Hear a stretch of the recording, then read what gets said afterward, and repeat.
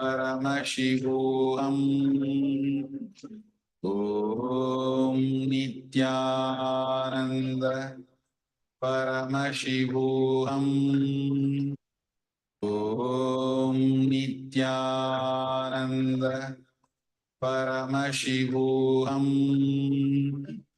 Om Nithyananda Paramashivoham. Om Nithyananda Paramashivoham. Om Nithyananda Paramashivoham. Om Nithyananda Paramashivoham. Om Nithyananda Paramashivoham. Om Nithyananda Paramashivoham. Om Nithyananda Paramashivoham. Om Nithyananda Paramashivoham. Om Nithyananda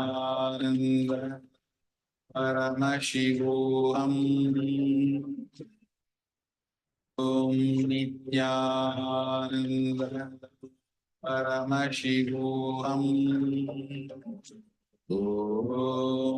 Om Nithyananda Paramashivoham. Om Nithyananda Paramashivoham. Om Nithyananda Paramashivoham.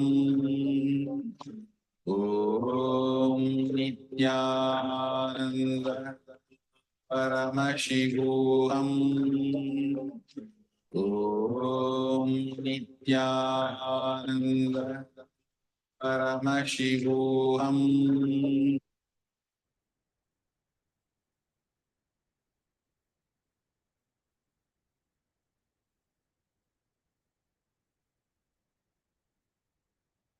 Yes, Nithyananda, everyone. Now, please go ahead and share your experience of the power manifestation of consciousness over matter.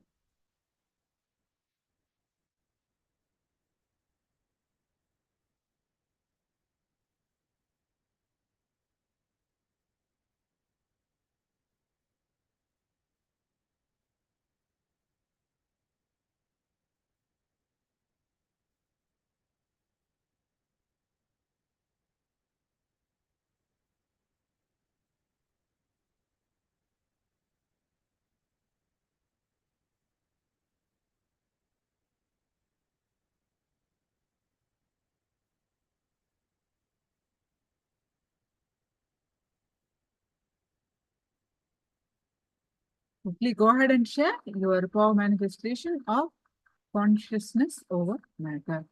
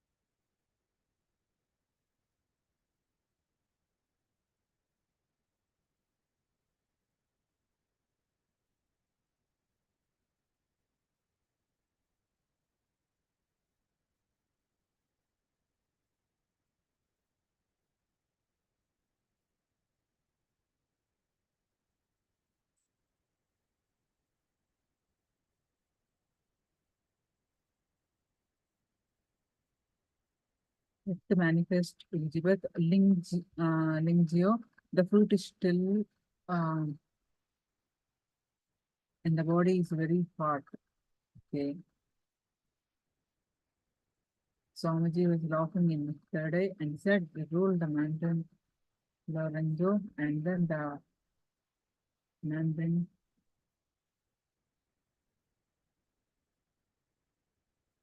and tilted, shot, then rolled, and I could feel the energy force pulled as well.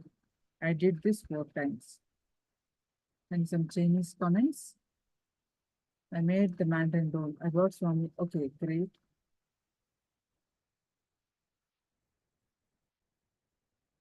I manifested Ishananda to get the orange to roll off twice. Wonderful. So now let's move forward with completion. What Swamiji explained. Let's put into the practice. Let's do the completion process.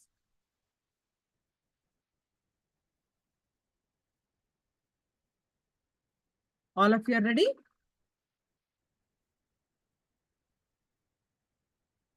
One number comments.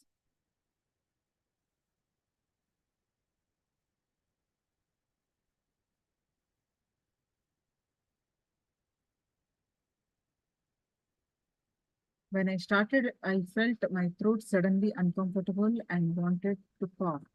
I don't know why. Then my palm started to tremble.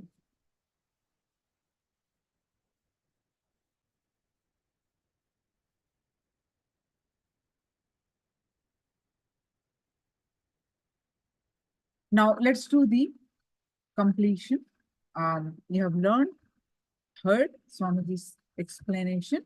Any questions, please do let me know. So I'll repeat the gist. So we can start doing at least one incident completion. You have written previous exercises, right? So reliving to relieve. So what Swamiji shared, first let us see the Sastra Pramana from Shiva Sutras, Vijnana Bhairava Tantra, Chittar Danshit Kritinastir Mamantar Bhavayet iti Vikalpanam Abhavena Vikalpai Uchito Bhave. Just consciously feel within that the mind stuff, chitta, of past memories of incompletions with its activities as mind or manas, thoughts, intellect, buddhi, and ego are not existing in me.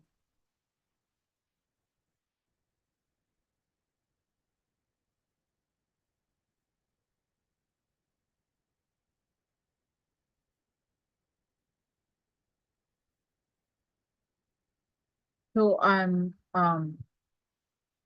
going to project the meaning of this. By contemplating this way in your inner space, disidentify or unclutch from the past impressions of name and form and memories of incompletion. Put your active attention at the space of the past happening. Relive these imagined impressions and memories of incompletion. Then the mind stuff, having fully ceased from its present characteristics of forming thought patterns and cognitions, is complete. Thus, you become complete and achieve the original space of completion.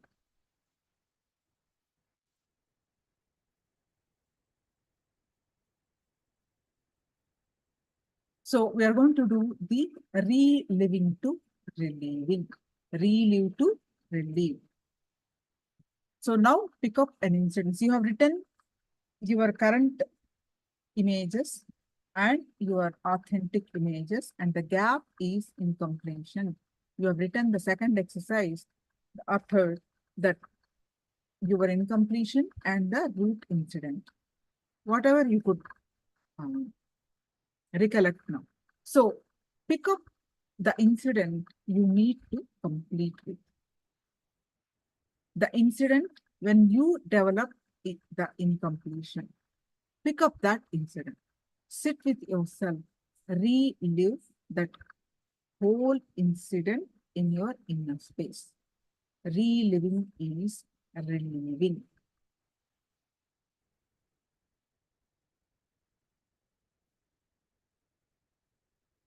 What is reliving?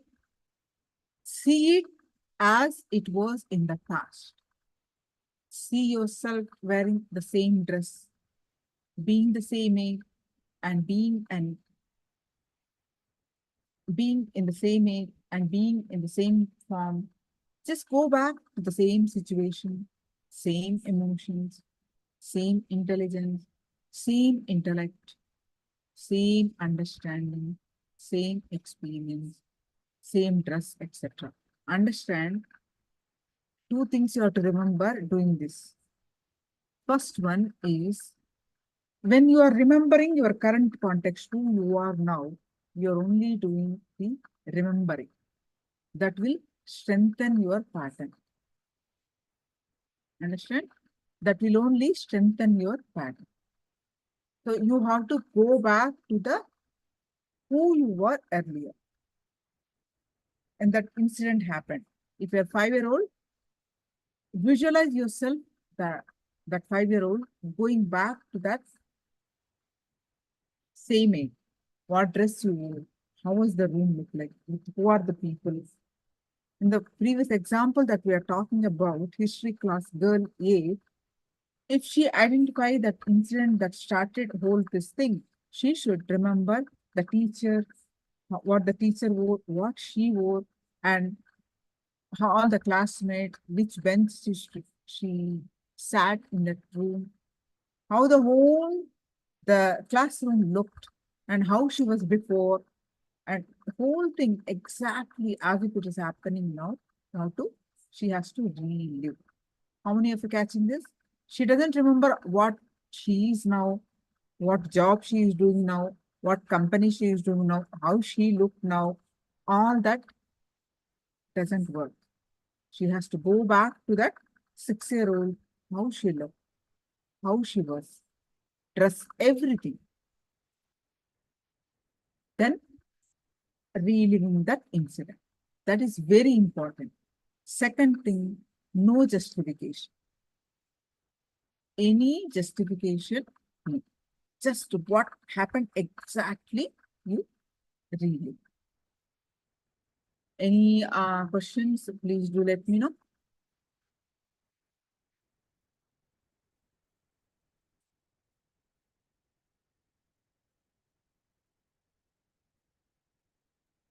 Just become the child again, completely. If you're going to complete with an incident which happened at the age of 7 or 8, become that 7-year-old boy or 7-year-old girl again. Relive the same smell of the scene, same emotion, same experience, same dress. Just become that. Relive that situation exactly. Reliving is reliving. Go through the same experience. You may be crying, you may be get tears, you may be having anxiety attack, you may be having panic attack, you may shiver, tremble, you may be carrying so much of pain, so much of sadness. It is okay. Go through that. It's worth it.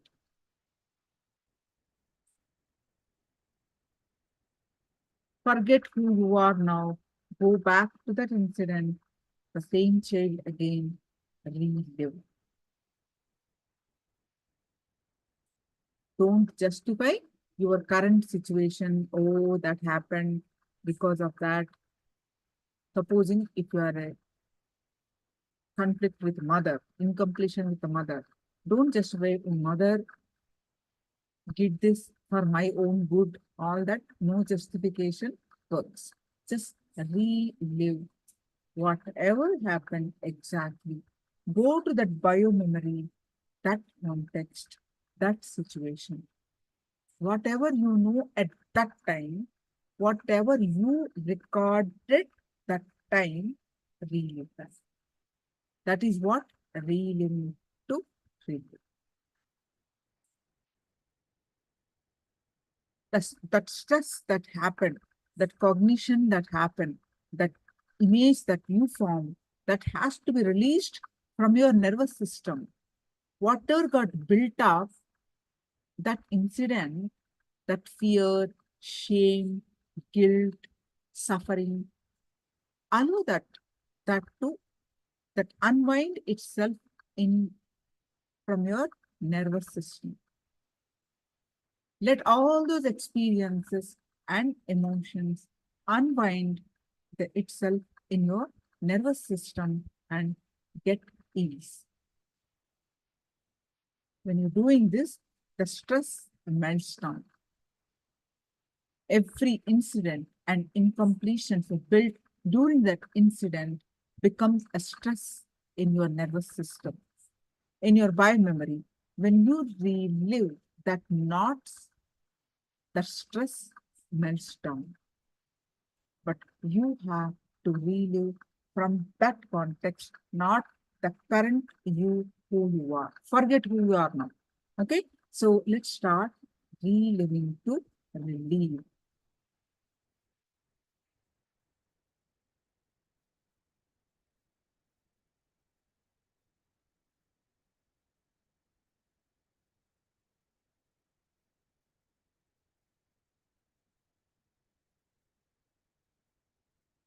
How many of you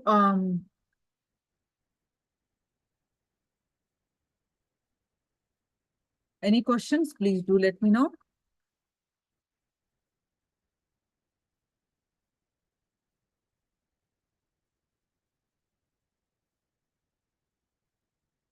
Now let's start doing the exercise. Sorry, the completion process.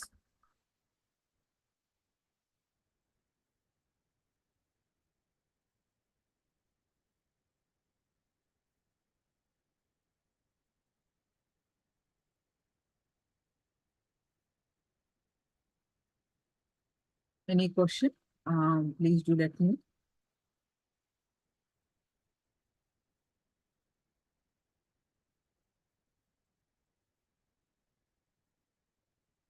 I'm going to project the slides for the completion process. Just do this. For the next few minutes, you're going to do the completion process. Any questions? Please post your comments in the chat.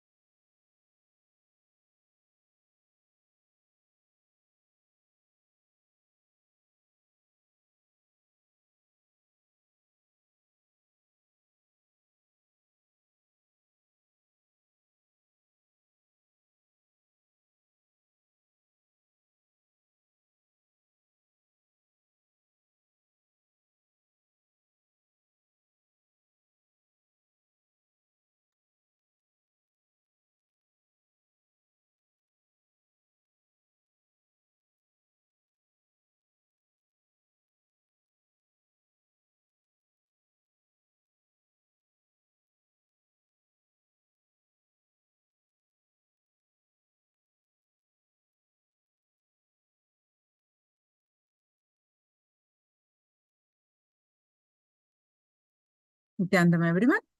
So, how is it going? Are you all doing successfully done the completion?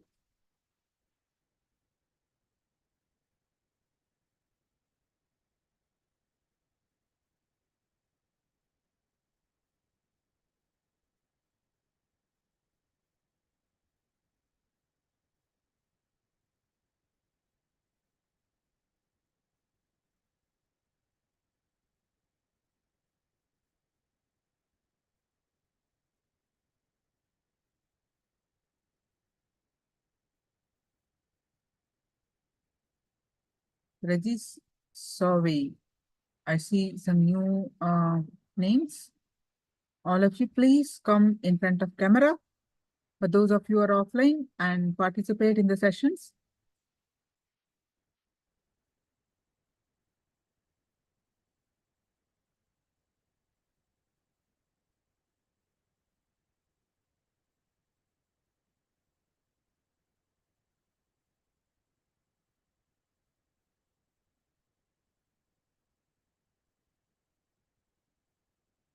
Yes.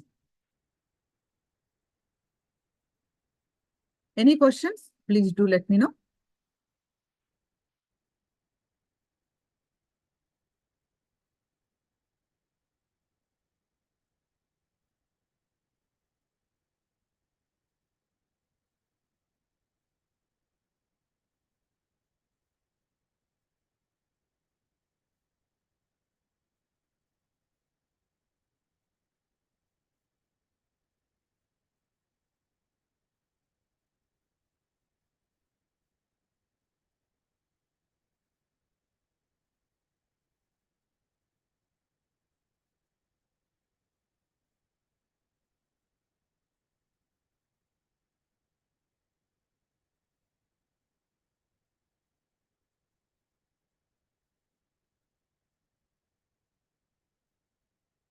So any questions, please do let me know.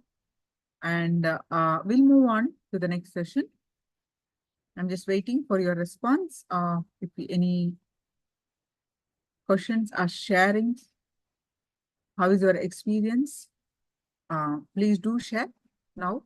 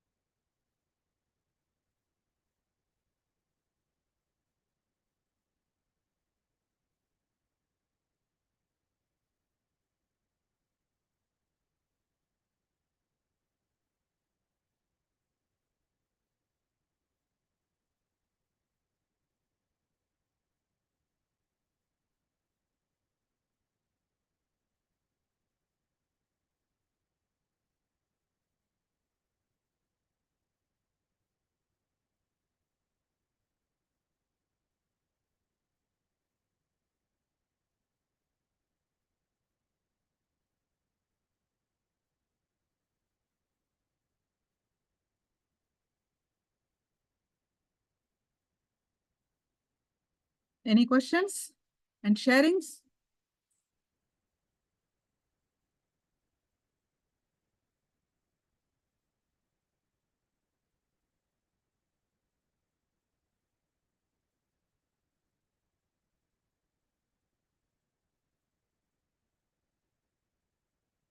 Able to relive that, Ganesh, you posted, able to relive that or not, was in my memories, but yet not completing, still revolving.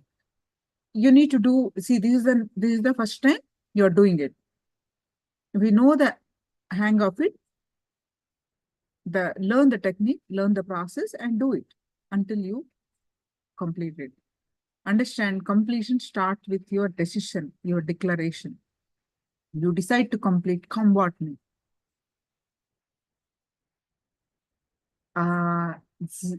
Xia Chong posted, in my previous experience, my throat was very uncomfortable and tears streamed down my face. It was only then that I realized that when my mother scolded me, I remained silent and suppressed my emotions. Wonderful. Wonderful, you are able to cognize this.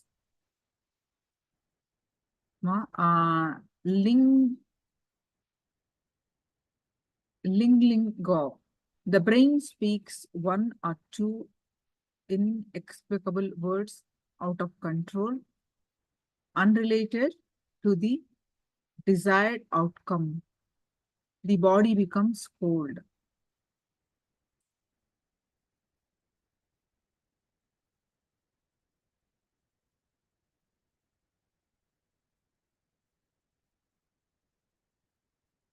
Yes.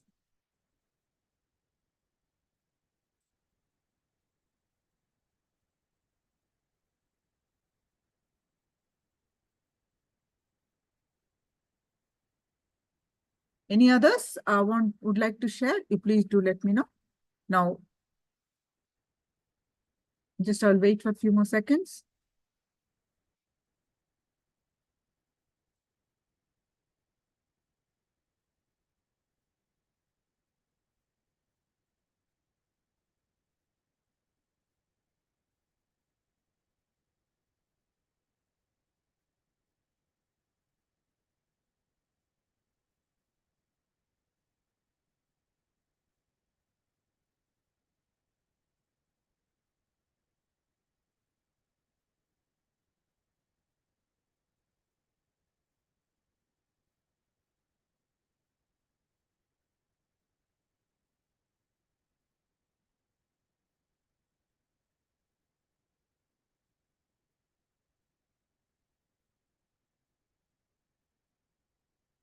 Now I'm going to explain to you about the four tattvas. We are going to enter into the four tattvas. So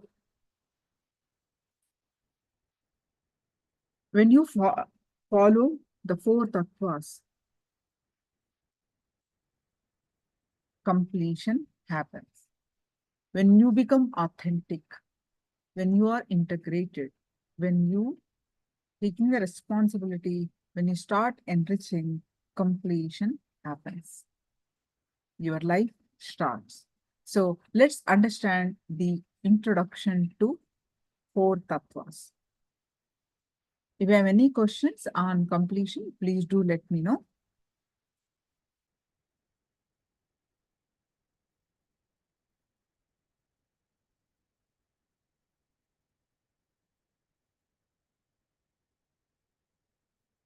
All right.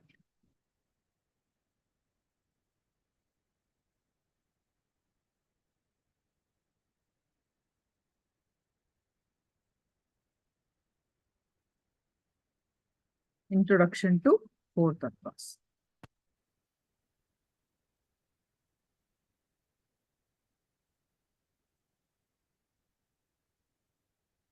Unlock your four inner powers.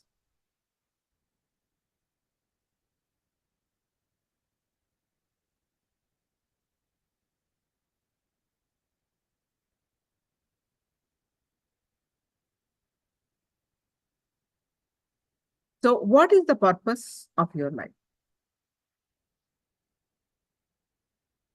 Many of you write, right? What do you want from this life? You want health, you want wealth, you want fulfillment, you want good relationships, you want joy, happiness, excitement, freedom, all that, right?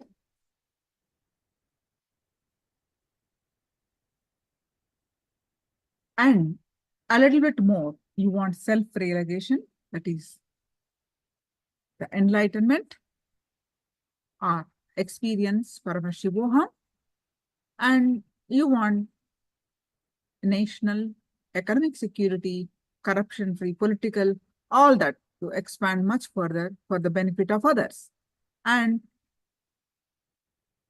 there's so many. So what stops you from achieving in life? What is stopping you? Stopping you is incompletion, a root pattern. What is stopping you is your incompletion or a root pattern.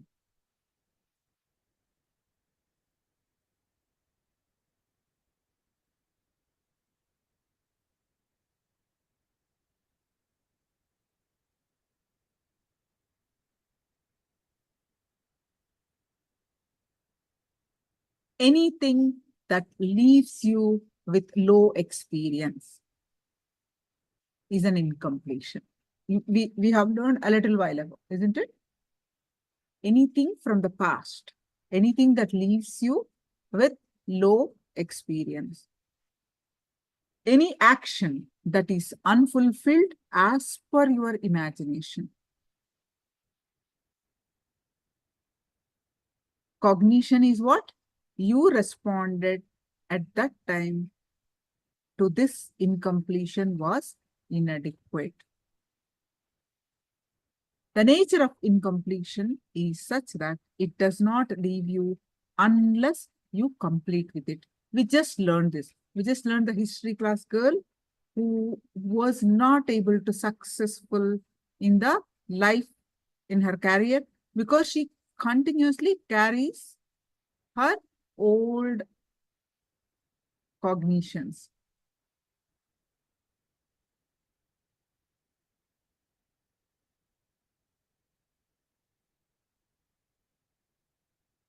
So what is completion and what is incompletion?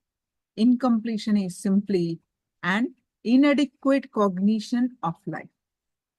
Restrictive situations is an incompletion. What is completion? Expansive cognition expands oneself and other person. We'll learn more. You have experienced the space of completion. Listen, you can do it. You actually have the power to simply manifest the reality of your choice. You have the potential for self-transformation that will enrich every aspect of your life, bringing you everything from health to wealth to meaningful relationship to lasting happiness.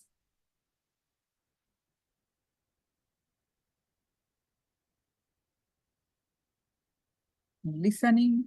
So how to start? Where to start? By listening to yourself, by listening to others. Listening is God. Active listening is God.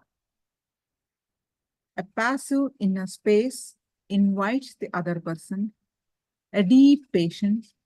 That means a solution to emerge on its own, the courage to respond spontaneously without a prepared answer.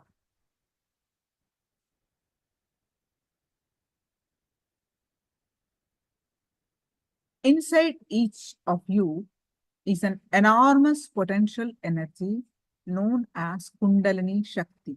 We are going to learn more on this topic in the upcoming sessions.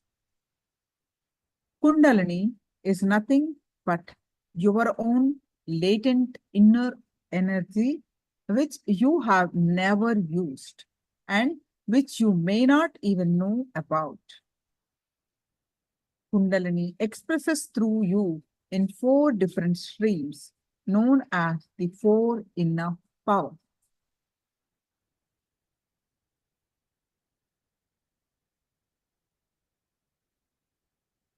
All these 4 inner powers are the different expressions of Kundalini energy in your life.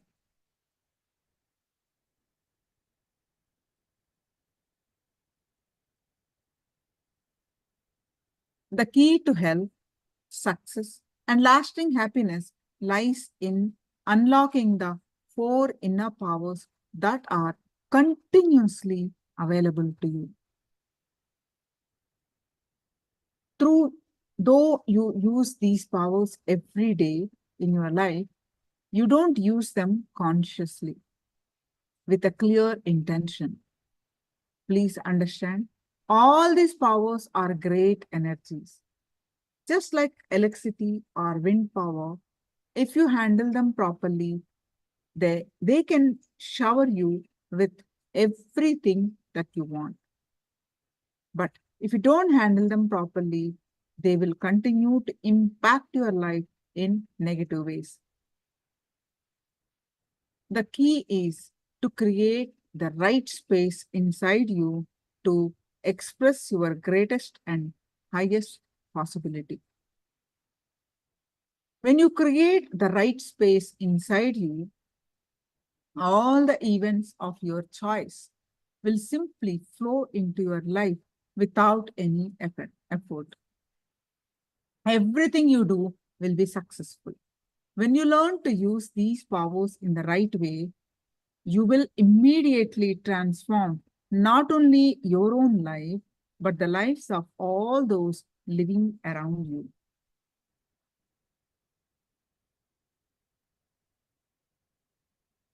Meet your 4 inner powers. To be able to unlock these great powers inside you, you must first understand a little bit more about yourself. Whether you know it or not, whether you believe it or not, whether you have four giant powers sitting inside you. They are related to the 4 major dimensions of your life.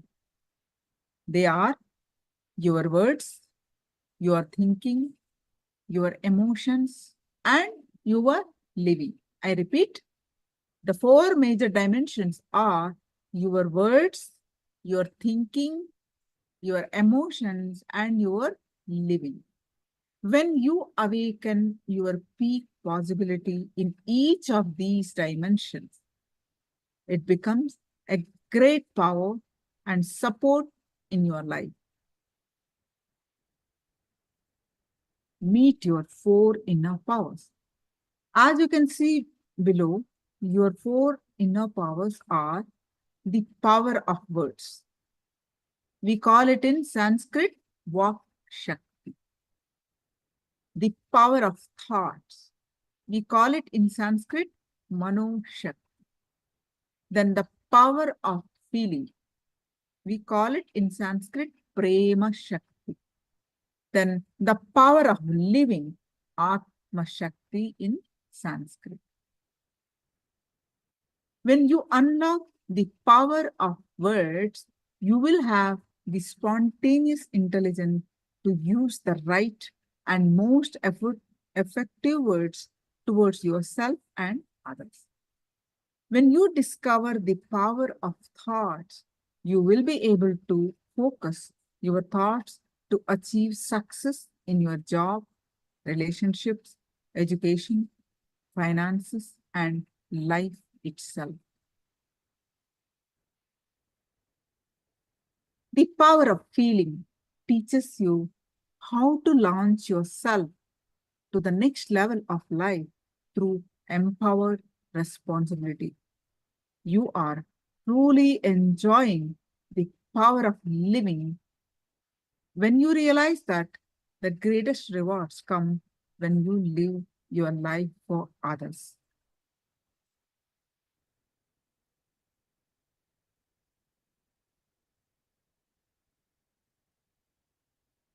the cure of all problems in your life. When you live these principles, are Tatwas in Sanskrit, with integrity, the innate intelligence to expand is straightened and the space of positivity is awakened in you. With authenticity, the life continuously oozes in you and you experience the space of possibility. And with responsibility, you awaken your true nature, Ishvaratva in Sanskrit, that is, a leadership consciousness blossoms in you. Then, with enriching, you establish your existence into everything and ultimately experience yourself as Brahmanyam Bahuputratam, meaning you are the favorite inheritor of the cosmos.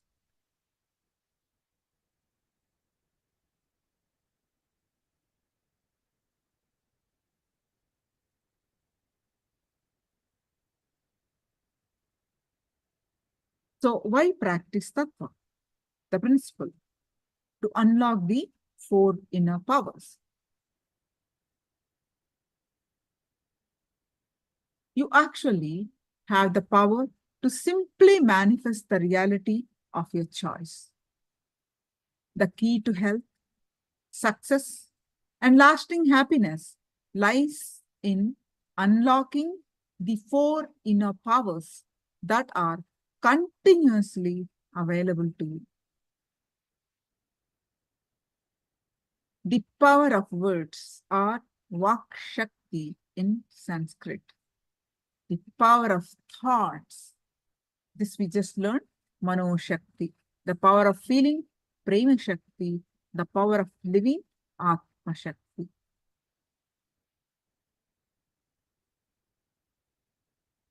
Now, what is the relationship, Tattvas and the 4 powers? Is the power of words will be available to you when you practice integrity. The power of thinking will be open to you when you practice authenticity. The power of feeling will be possible when you practice responsibility. And you will have access to the power of living when the moment you decide to enrich others. So the 4 secrets of life are the 4 major principles of life. They are integrity, authenticity, responsibility, and enriching. You will awaken the 4 inner powers by following the 4 tattvas are the power of words, the power of thinking, the power of feeling, and the power of living.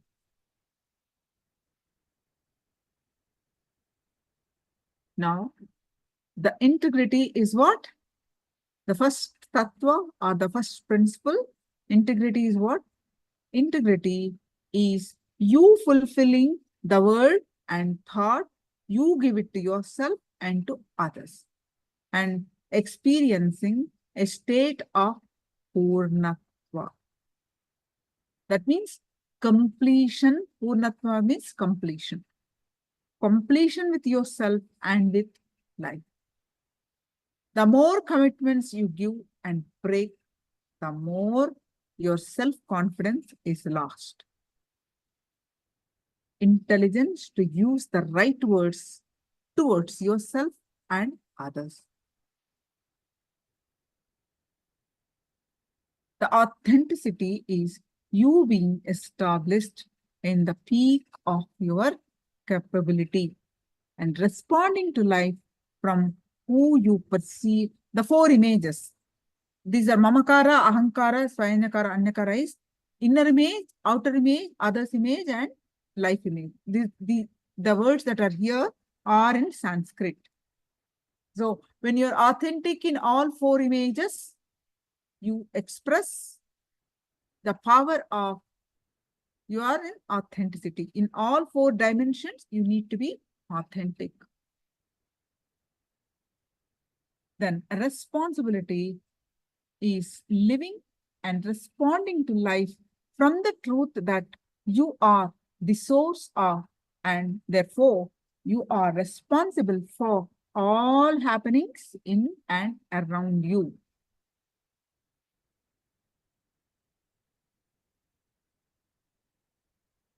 Enriching.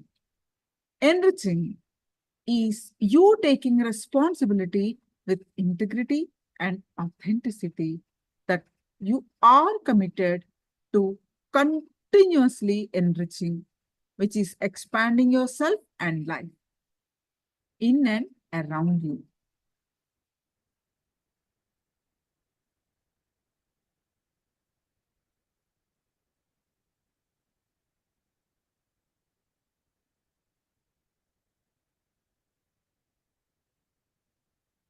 So, what is power of words? Vak Shakti.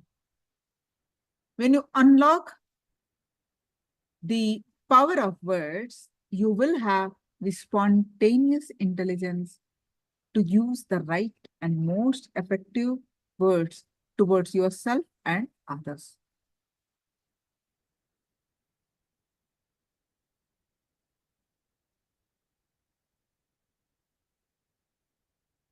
When you discover the power of thoughts, you will be able to focus your thoughts to achieve success in your job, relationships, education, finances, and life itself.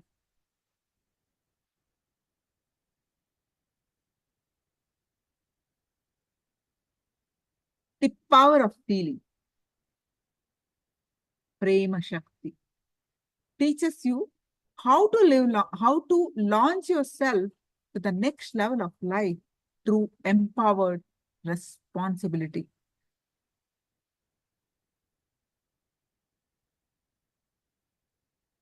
You are truly enjoying the power of living when you realize that the greatest rewards come when you live life for others, when you live life like life is for others.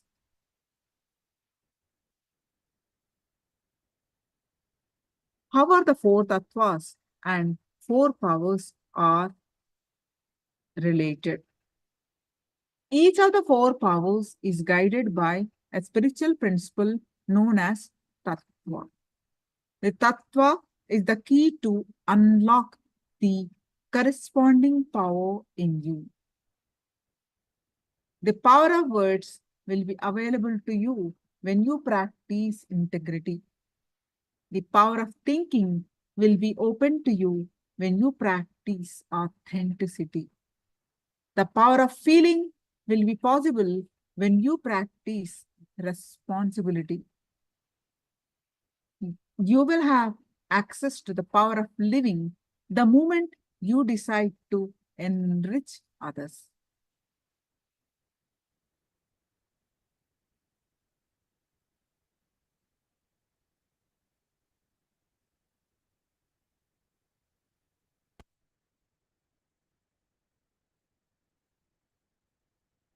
Any questions? Please do let me know. Take a moment to your understanding, post it in the chat of your understanding.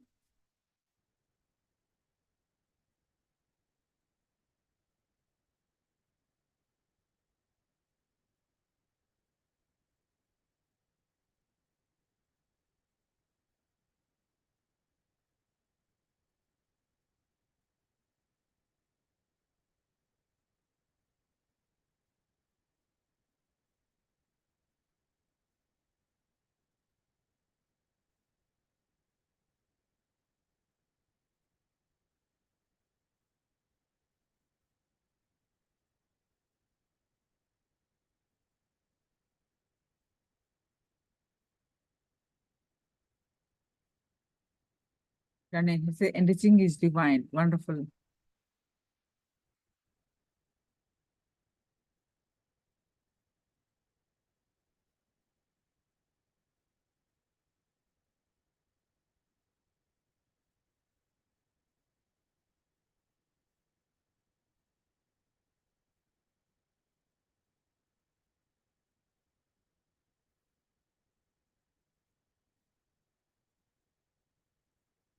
All others also please post understanding in the chat.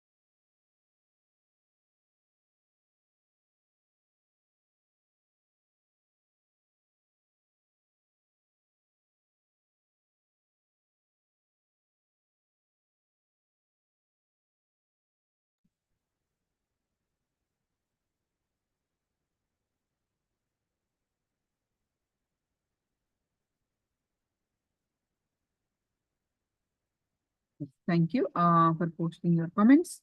Yeah. So Let's listen to Swamiji. Integrity is the first principle to manifest Paramashivoham.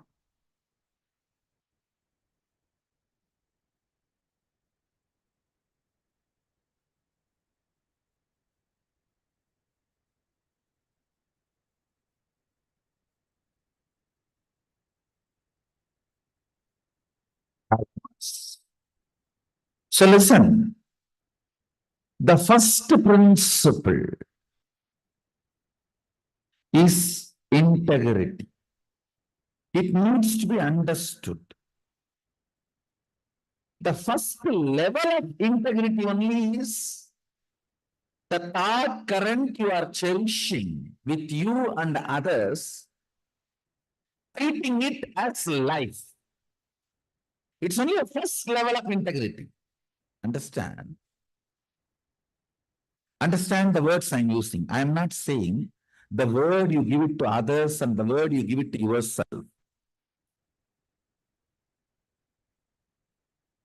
I'm giving you the grace.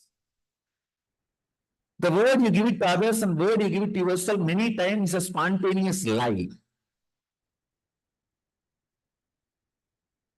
I am even ready to forget about that.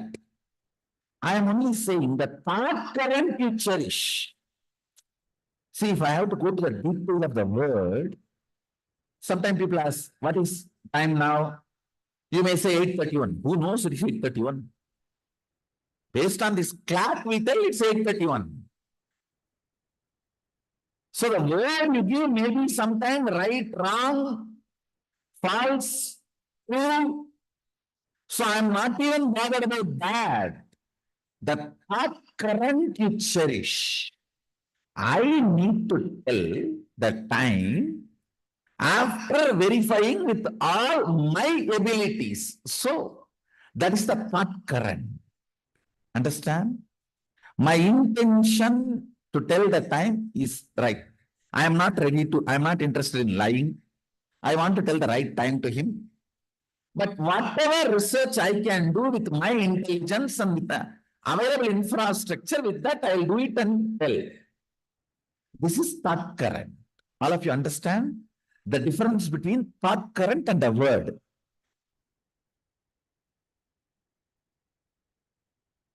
If I ask, is this camera recording? If you say yes, that is a word. The thought current behind that word is, so I saw there is a red light burning, which is usually, the red light means recording. That is why all the Indian married women wear that red light on the head. All incidents and conversations will be recorded for further quality training in the future. That's the meaning of the red dot on Indian married woman's forehead. All incidents and conversations are recorded for further training in future. Listen, I am not even bothered about the word. I am bothered about the thought current behind the word. For example, you really want to tell only the truth to him. You don't want to say, oh, even if it is recording, I will tell it's not recording. Or even if it is not recording, I will tell it is recording. No.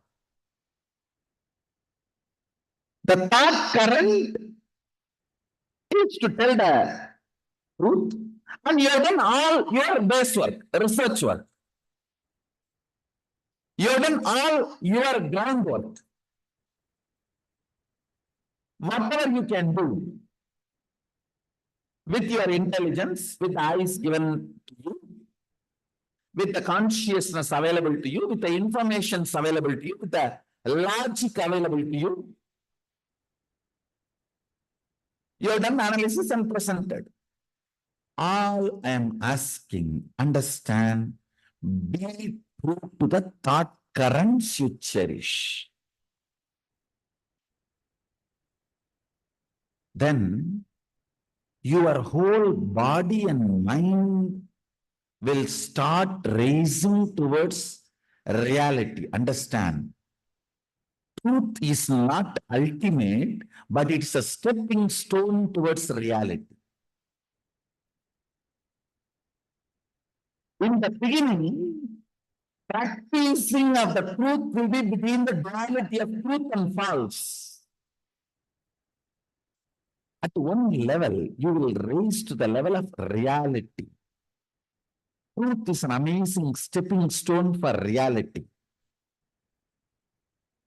But I am not teaching you truth, I am teaching you reality. Listen carefully. Now I am making one more statement. I am not teaching you morality. I am not teaching you honesty. I am not teaching you truthfulness. Yes, in many places, truth helps you to jump into reality. I am teaching you reality, integrity. Listen, the whole understanding of life. Listen carefully. The words I am uttering are layered and layered and layered levels of meaning. Only if you listen, the truths will be revealed to you, the meanings will be revealed to you. If you sit straight, actually, if you are listening authentically, automatically you will sit straight, because the listening needs your kundalini near this simple point. If the kundalini is needed there, your spine has to be stretched, because the kundalini is summoned there.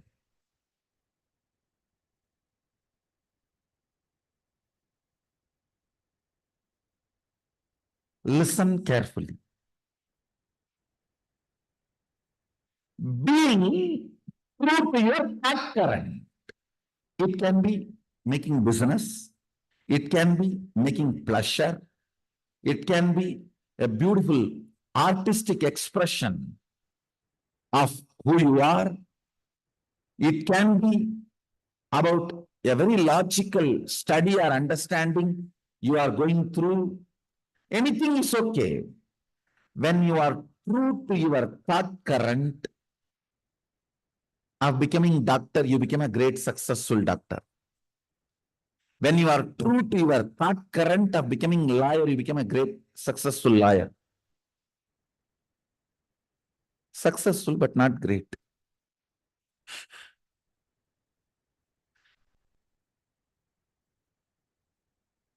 So whatever thought current you become integrated. So understand the fundamental principle for most important truth is becoming true to the thought current you are taking up in life. When you become true to the thought current you are taking up in your life,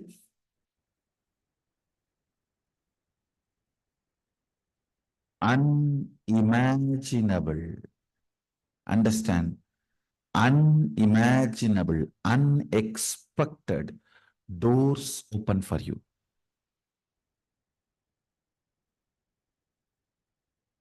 Unimaginable, unexpected doors open for you.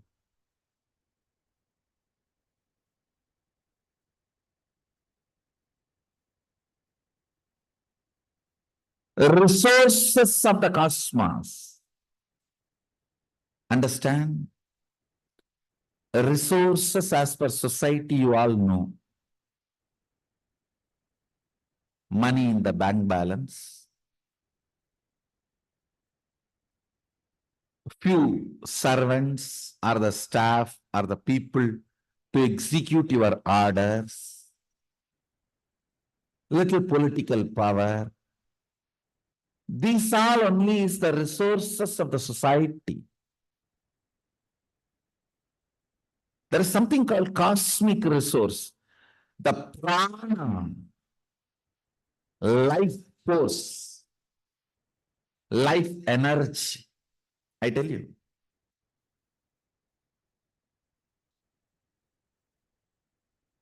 The backbone geometrically integrated to the cosmic flow through yoga. Understand? I am defining yoga. Yoga is not stretches, stretching exercises. Aligning your backbone to cosmic geometry.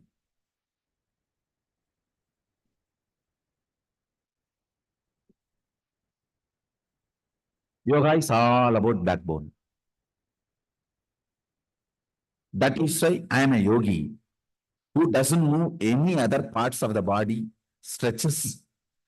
I only stretch and align my backbone, that's all. Aligning your backbone to the cosmic geometry through yoga. If you do that just for a few days, you will understand what I mean by prana, life force. You will be so alive.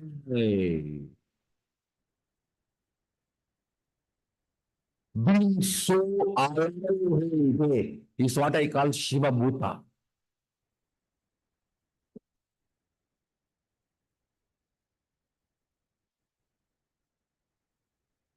So much of energy in your spine, in your backbone. You are so alive, almost everyone around you feels you are ferocious.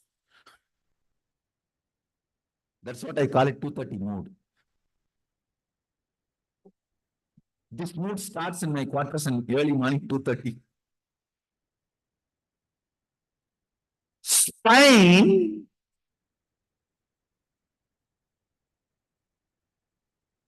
feeling your existence is called prana. How your spine feels your existence is prana. This is one of the cosmic resource. Understand?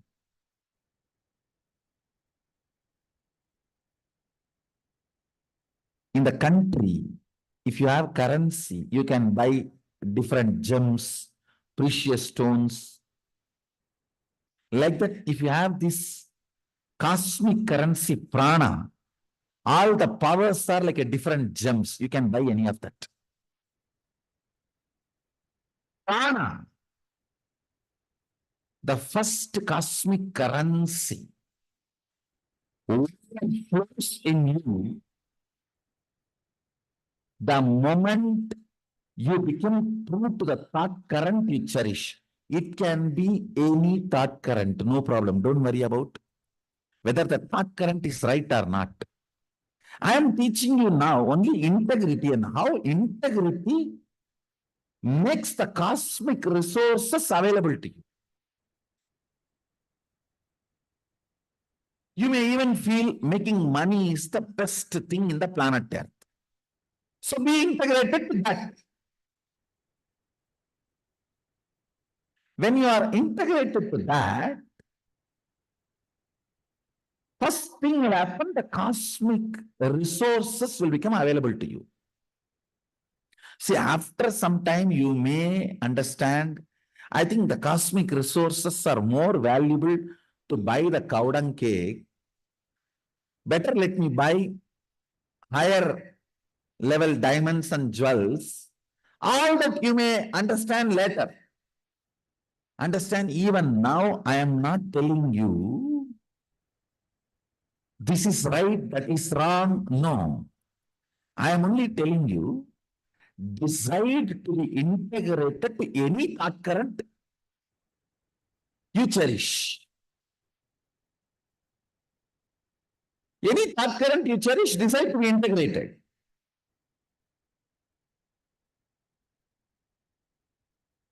Because that makes cosmic resources available to you. When you decide to be integrated to the thought current you cherish, and you stretch your backbone, align it to the cosmic geometry, align it to the cosmic geometry through Shivastamba Yoga, Shivakamba Yoga, or the rope yoga, or Surya Namaskar, or the Nithyananda Yoga. The cosmic resources like prana will become available to you. And one more thing, if you decide to be integrated to the thought current you cherish, listen carefully, this is very important.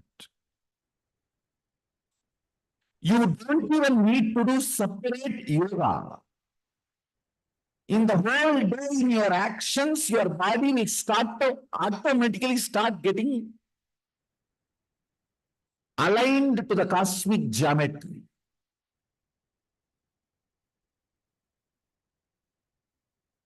Listen carefully. Whether it is 108 Tandava poses or 1008 asanas, kriyas, bandhas, mudras, all this is nothing but integrating your spine to the cosmic geometry.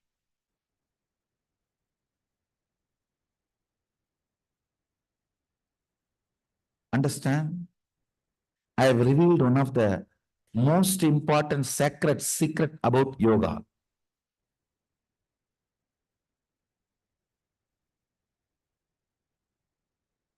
When you align the spine to the cosmic geometry, intense prana is infused that keeps you so awake. Almost people will feel you are a Bhuta, Shiva Bhuta. Yogi, Yogi, Bogi, all three cannot sleep in the night. Bogi, because too low prana, you cannot sleep. Disease.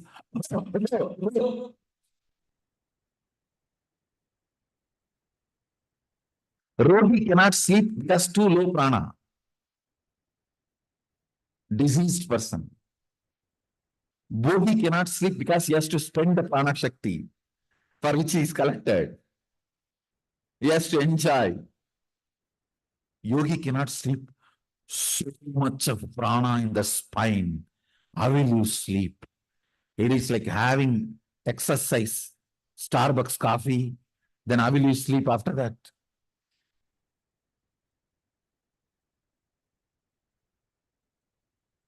I am afraid of these exercise items. Now, whether burger or coffee, anything, Texas, they feel it's a pride.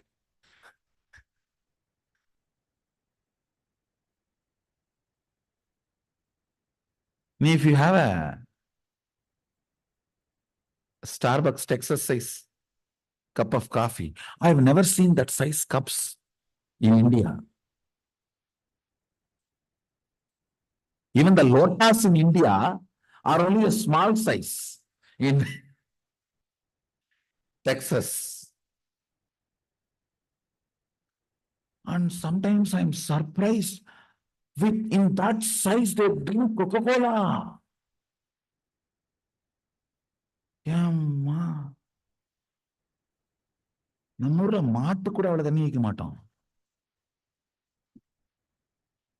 Means even cows and bulls we don't give so much water.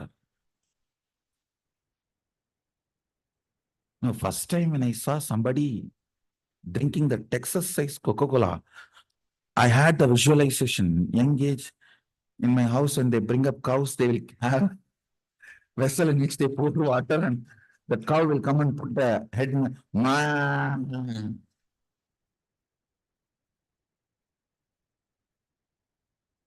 After that big cup of coffee, you can't sleep. Actually, you will feel exactly like that 24 hours. You won't feel sick. You'll be so alive.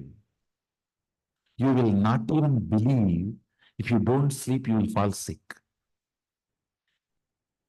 You will not even believe that idea. You will be so alive in your spine. Cosmic geometry. Your body will get aligned to the cosmic geometry. Let me explain the word cosmic geometry.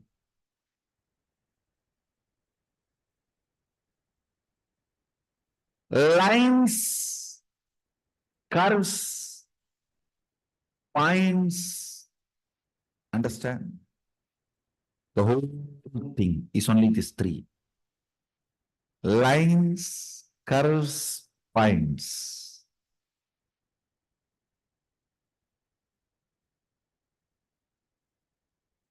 Nada bindu kala. Lines is nada, points is bindu, curves is kala, flow. Lines, points, curves, which is the source which makes, which forms the basic unit of this whole cosmos. Listen, I'll explain little more detail. This cosmic geometry.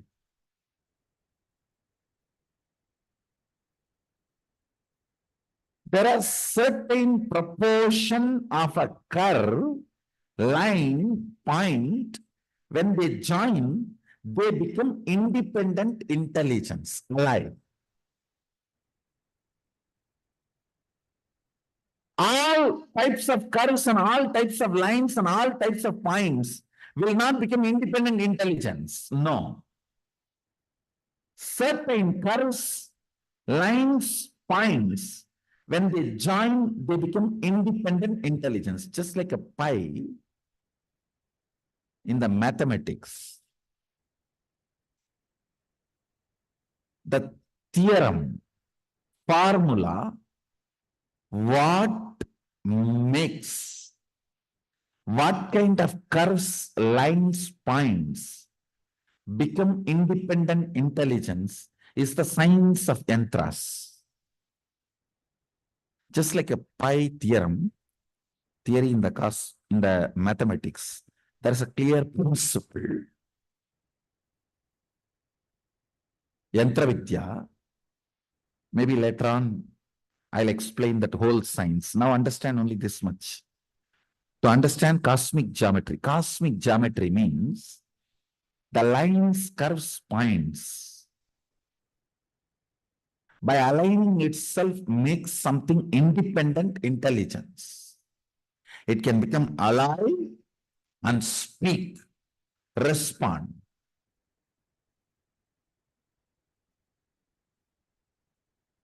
Stretching your body and aligning it to cosmic geometry every day will push your original biomemory with which you created this body out and force you to follow it.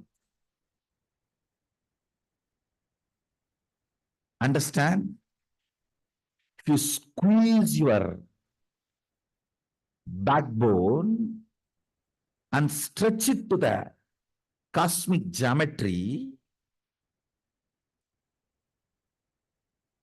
in your bone marrow, core biomemory, you have the original recording of why you assumed the body. The fundamental motherboard functioning software, the software which lets the motherboard, that software will become active. Why? Your motherboard is brought to existence. Understand? With motherboard, you can do thousands of things, but there is some fundamental principle called why your motherboard was brought to existence. So why you brought your life to existence? Listen. You will understand nobody else brought you to existence other than you.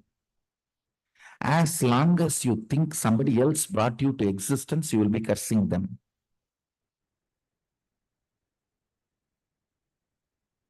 You will be cursing them. You will curse your parents. You will curse the God. When you get a guru who is embodiment of parents and God, you will curse him also. You will curse everyone. If you think somebody else brought you to existence, when you stretch and align the spine to the cosmic geometry through Nithyananda Yoga, the fundamental principle why your motherboard came to exist. Ramakrishna used to do a very powerful technique. Suddenly he will call and tell a disciple, you dress up like a woman and roam around for 21 days and come back. No, it looked very crazy.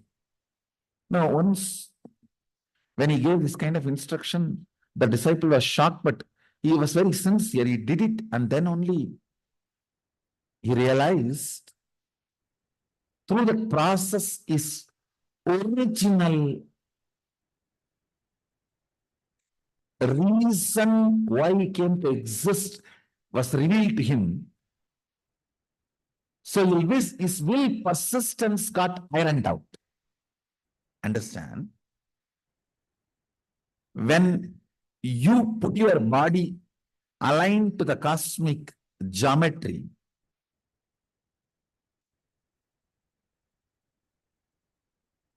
your body may become crooked, but your will become straight.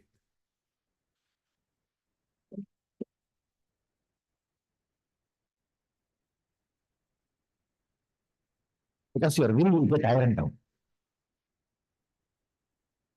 Knowing the purpose of why you brought yourself to existence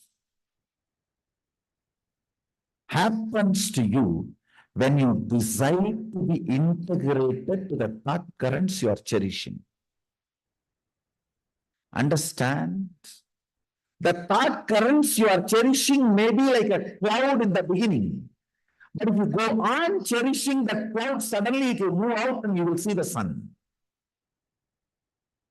If you think, oh, it's all cloudy and start looking some other direction, you will never see the sun.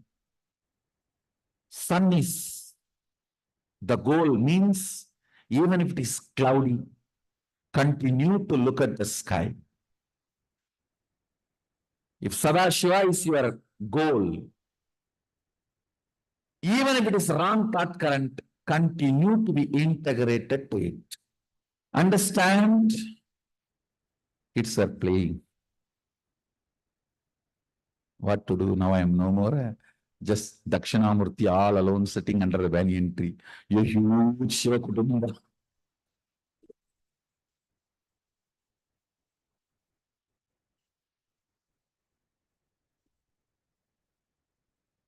Now I have to tolerate not only Ganapati running around, Subramanya chasing him, the Ganapati's rat running around, and Subramanya's peacock chasing it.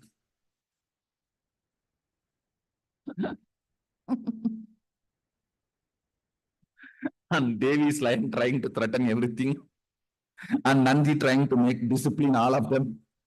Saying, I sit straight, learn integrity. That poor mouse is sitting and looking.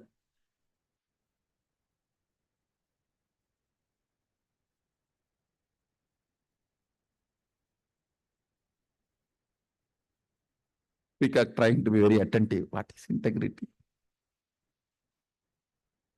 And this fellow mouse have one laddu and let him teach you.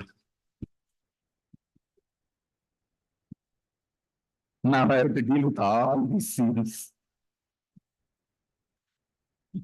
It's not that I'm just Dakshinamurti sitting all alone under the banyan tree with that serious spine erect, Sabda Rishis.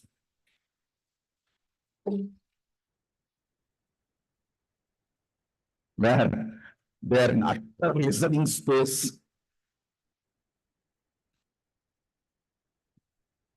These rats will be running around. Peacock will be moving around. And Nandi will be taking a separate class for all of them. And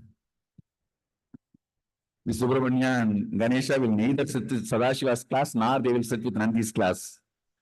They will be running around independently. Neither Nandi can control them nor Sadashiva can tell anything. Integrated to the thought current, you are cherishing. See, how to change the thought current to the ultimate reality, I will teach you later. You don't have to bother about that now. Now let us first align to find out what is the thought current we are cherishing and be integrated to that.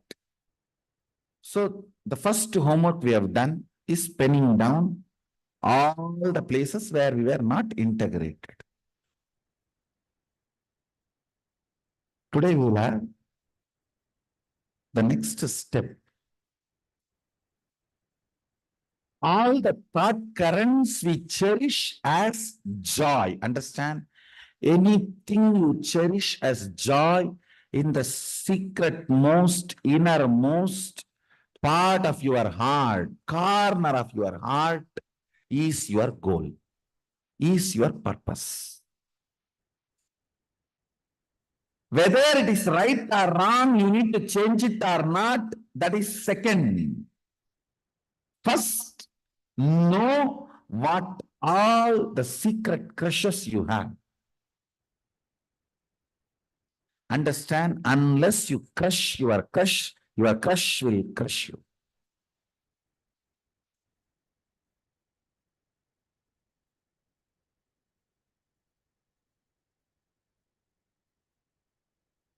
If you don't crush your crush, your integrity will be skin deep, like a paint. The touch-up you apply.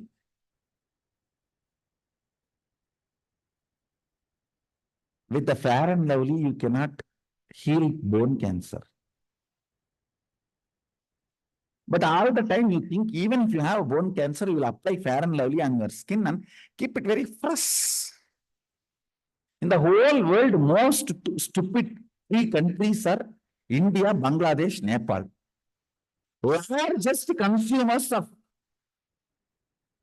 fairness products, which does not give any result, and no established clinical research prove the efficacy of any available fairness products.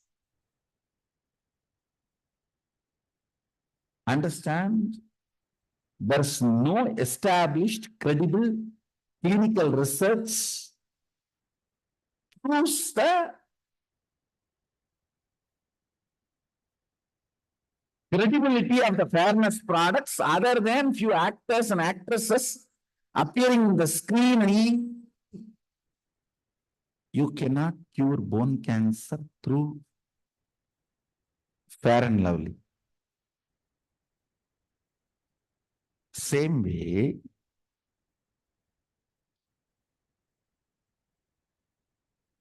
you cannot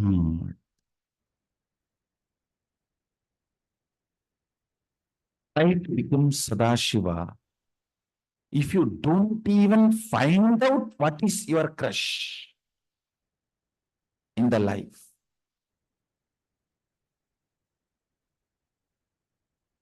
Understand, if you try to become Sadashiva without even doing the basic homework. I have seen people, they try to be integrated to me, but they think integrity with me is enough. For all the regular life decisions everywhere, they will have another strategy, which is their cunningness, based on their understandings from life, right, wrong, what works, does not work. With all that, they have a cunning strategy. They think they are very shrewd. And they can use that as a strategy and become successful. Understand, if your shrewdness is cunning strategy, integrity is pre-cunning strategy.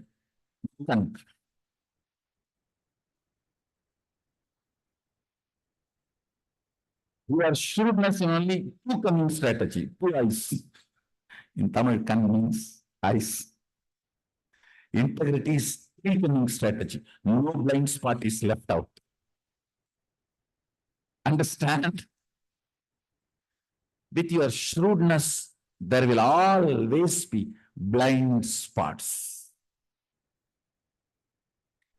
If you feel left out by somebody or society, you have left out some of your blind spots. Integrity will remove all blind spots from your life. Today it is all about removing all blind spots from your life. Nothing is wrong. You want to have a vacation home in Thailand?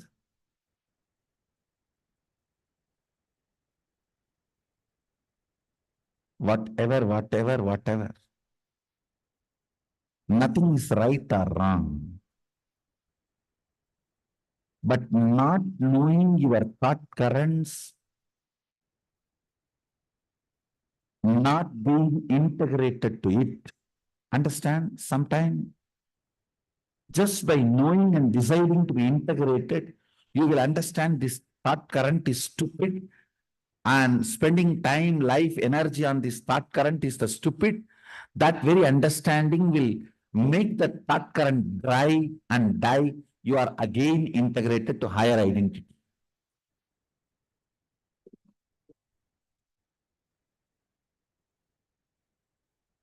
Whether you fight for it,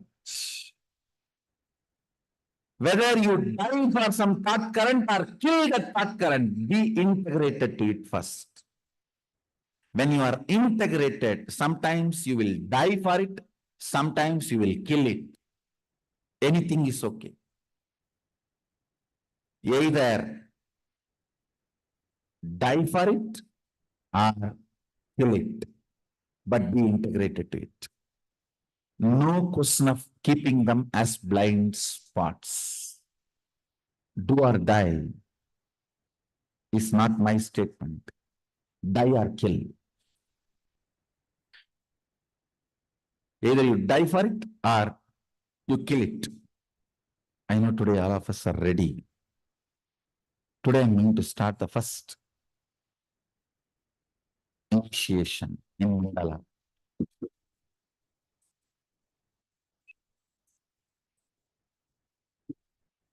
We'll start the Mandala process. And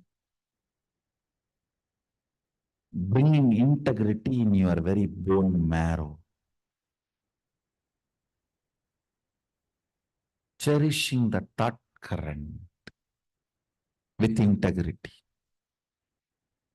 Either spit it out or cherish with integrity.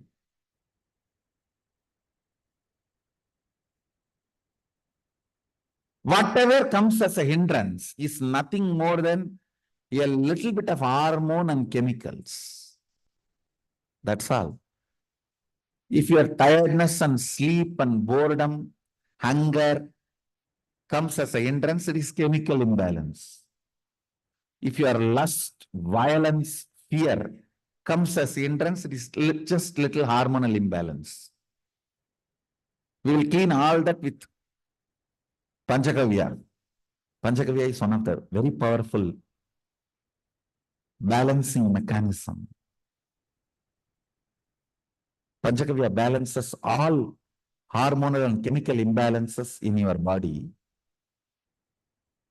and brings you to integrity. We'll balance all that. First, let's find out what all the thought currents we cherish. What all we want to be integrated and what all we want to bury it, kill it. And what all the hormonal and chemical obstacles for us to be integrated. We'll find all this and start cleaning it up.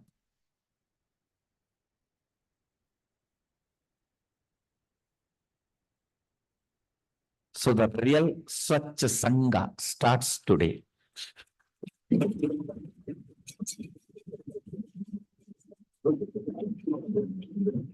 Let's start.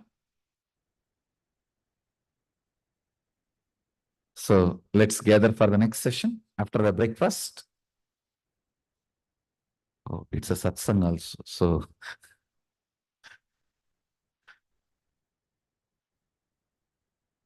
all the people who have come for satsang in Bangalore Adinam and all over the world, I bless you all. So the essence of today's satsang is discovering your thought currents and being integrated to it. So either it gets killed or you give your whole life to it. But integrity. So integrity is like a third eye.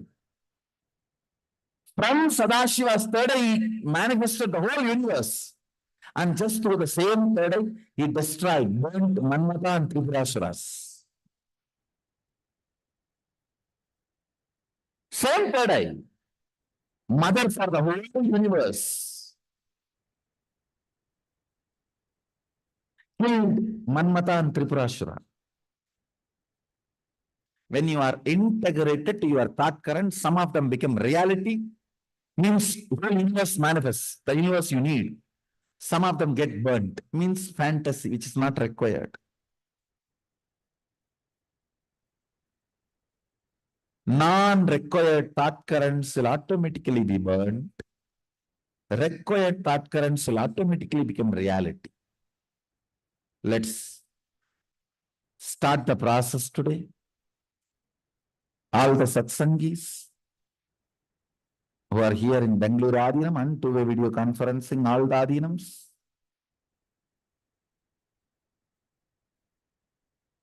I bless you all. Let's all radiate with integrity, authenticity, responsibility, enriching, causing, living Shuddhadvaita Saivam. Sadashivoham, the eternal bliss, Nithyananda. Thank you. Be blissful.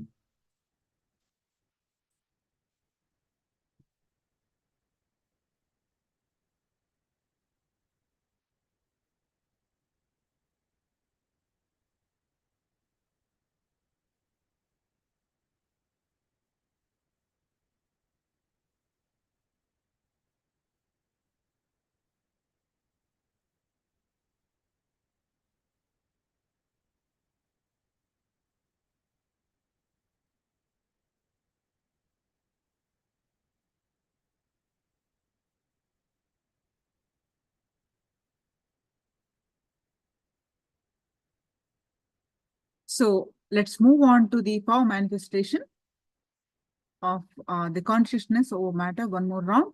And you can also post your understanding of on the power of words, integrity. You can post your understanding and also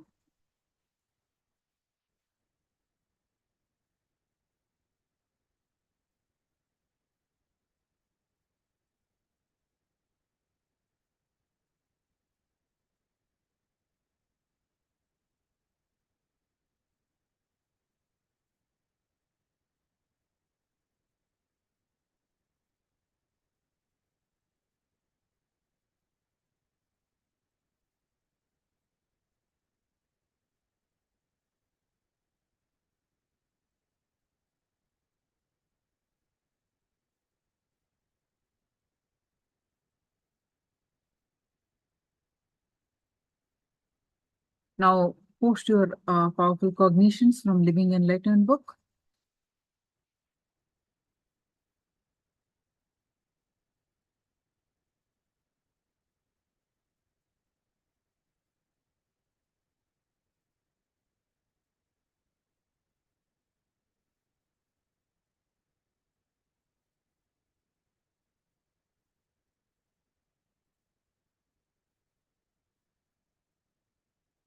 Open Living Enlightenment book and receive powerful cognition.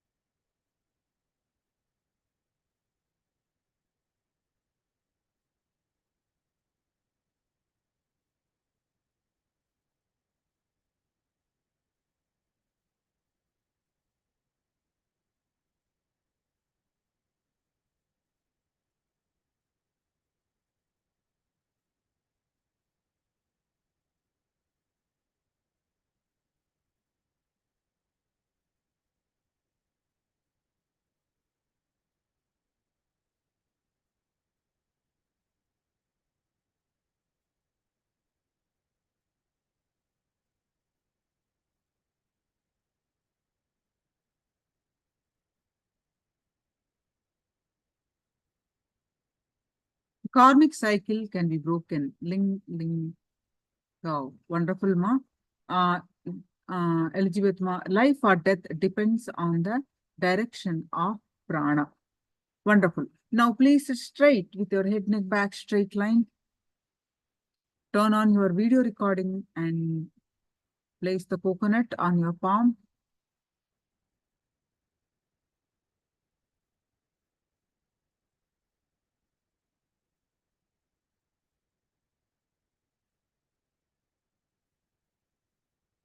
Declare you are Paramashiva and let all the confusions, delusions, all wiped out. Let Paramashiva only manifest in me. Declare the coconut to vibrate.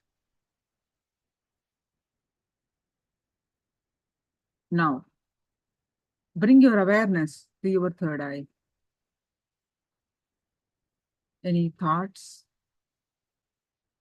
Let it go. Fill your inner space with Swamiji's palm.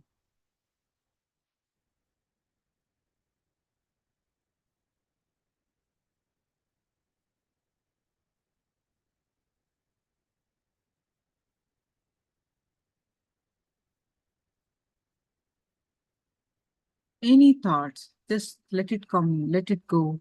You bring your awareness to your third eye again and again. And now start chanting the Mahavakya. Om Nithyananda Paramashivoham. Start chanting the Mahavakya and experience the space of oneness. With that space of oneness, manifest the power of the consciousness over matter. Declare the object to vibrate, move, roll from your hand.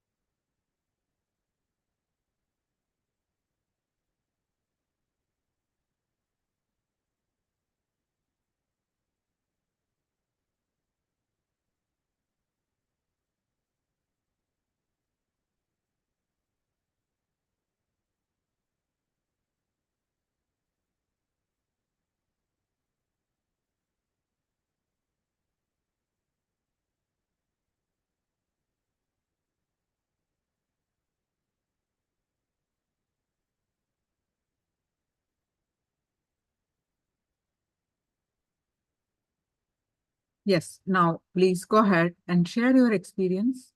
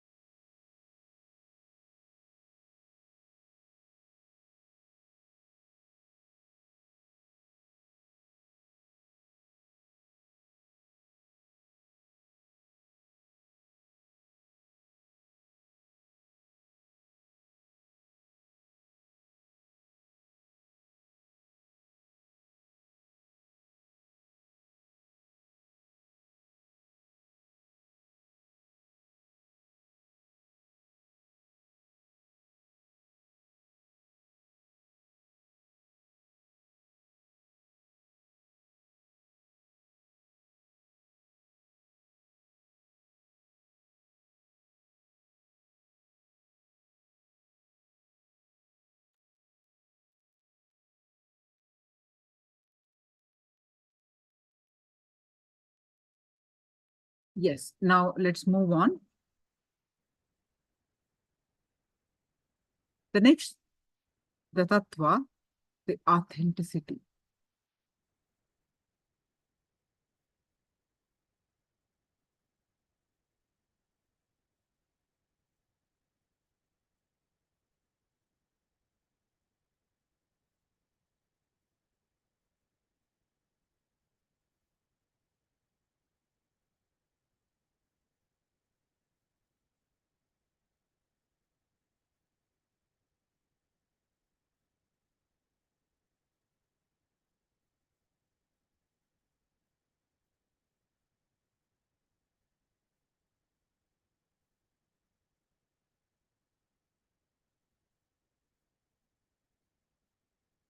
So what is authenticity?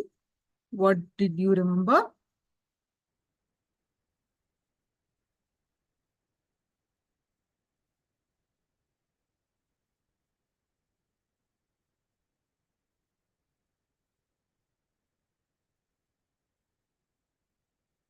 Authenticity is the power of thinking. Sorry, tune your thinking to your peak possibility is authenticity.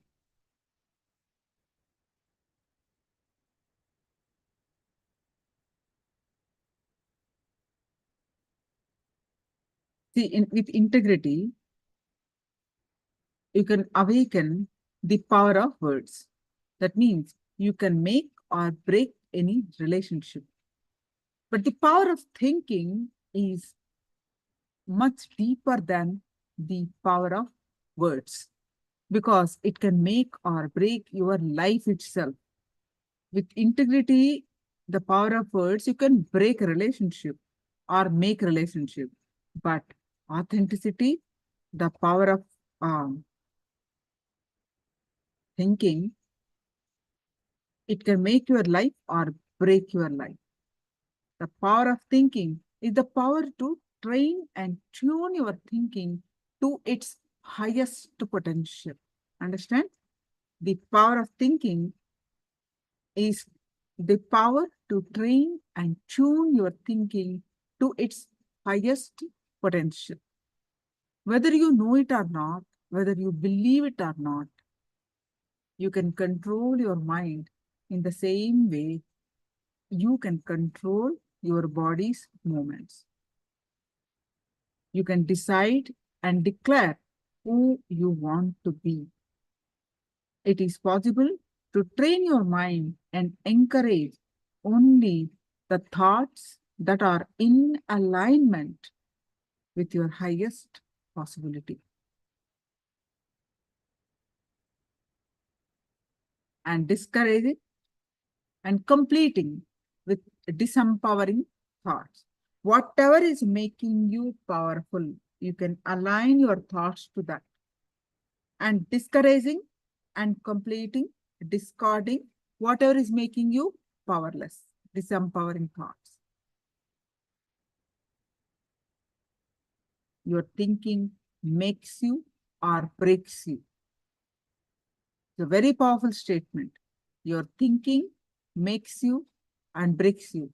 Thinking is not accidental thinking, happens in your work, in your voluntary involvement. Your thinking process is actually encouraged, entertained, and enriched by you. But unfortunately, you believe that thinking is accidental and you cannot control your mind.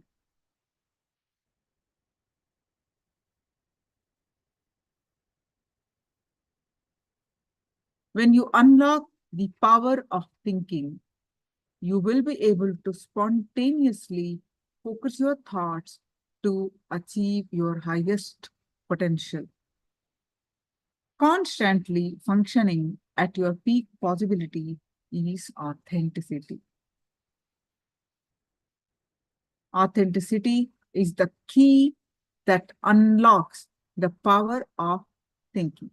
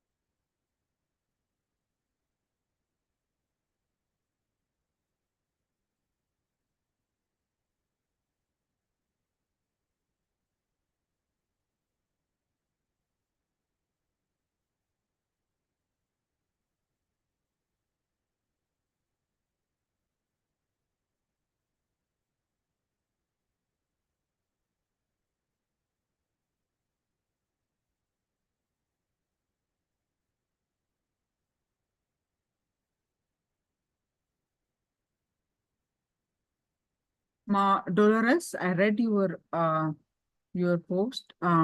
Really, you join, you continue to be in the room, and when Swamiji comes for the darshan, you put your same request and get the healing and intensely participate, especially darshan. Deeply connect to him, and whatever is best, Swamiji will do.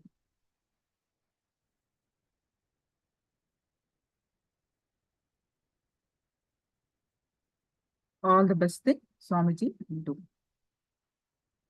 So I request you to post the same copy paste when the darshan is going on, when Swamiji is present.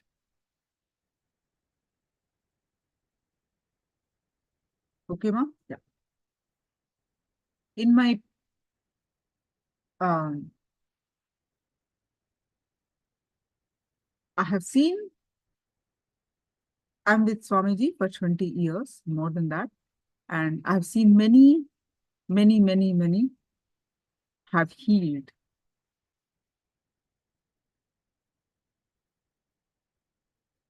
So please put your request when Swamiji is giving you darshan. And you also sit with a deep feeling connection and in a receiving mode. Okay. Let's continue with the authenticity. So when you unlock the power of thinking, you will be able to spontaneously focus your thoughts to achieve your highest potential. Constantly functioning at your peak possibility is authenticity.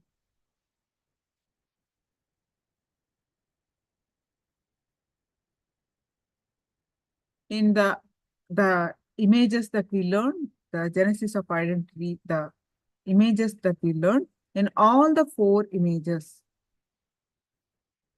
performing at your peak possibility is authenticity.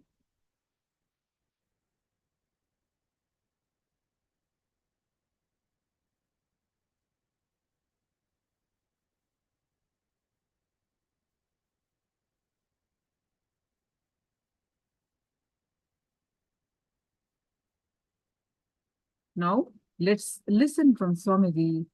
All the living with all the powerful cognitions is authenticity. Living life with the powerful cognitions all the time is authenticity.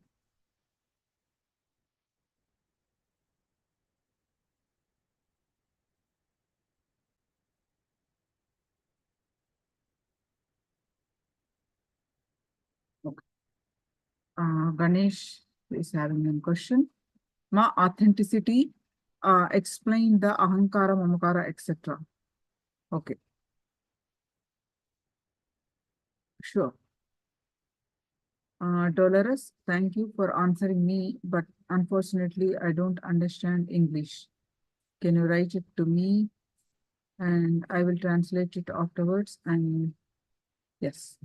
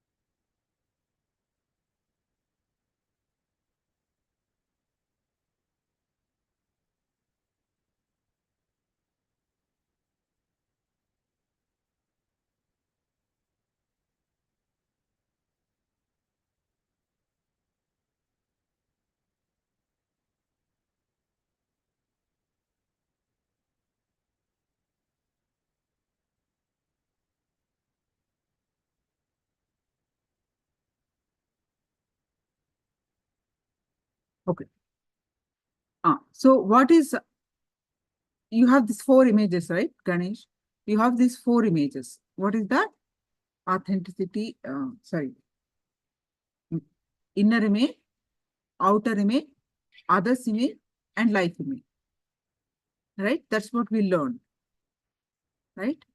The Sanskrit words for this 4 are ahankara, mamakara, ahankara, Anyakara and Swayanyakara. Clear?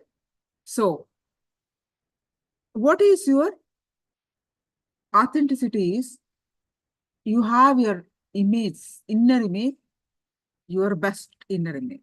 You have written, right? In the second exercise you have done. Whatever is your highest inner image. Whatever is highest inner image is what?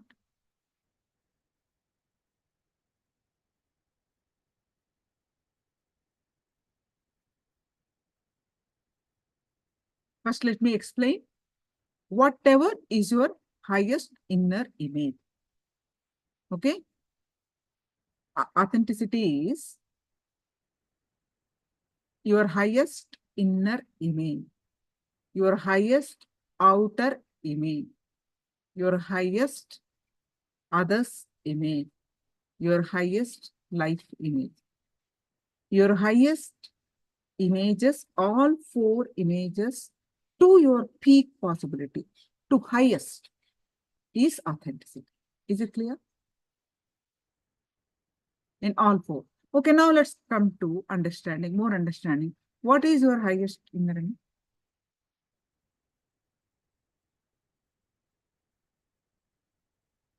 Can you share?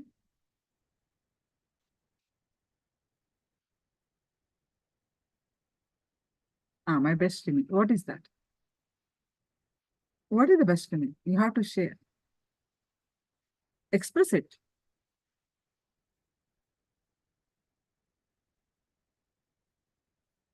What is that?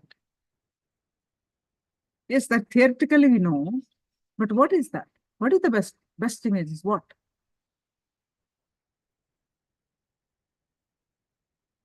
What is the best? What is your best image? Please share it.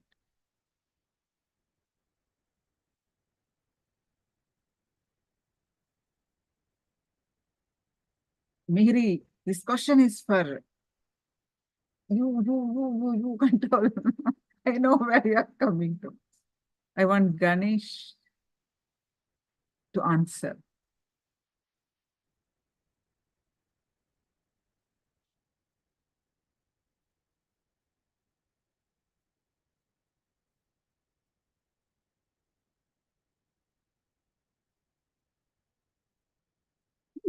All four right then.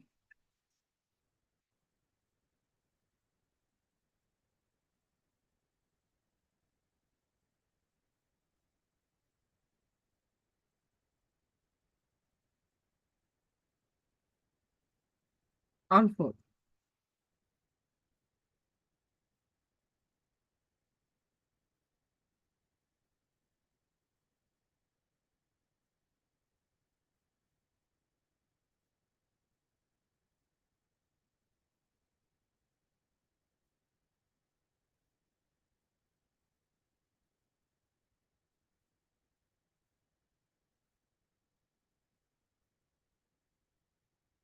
Mihri posted, I'm divine.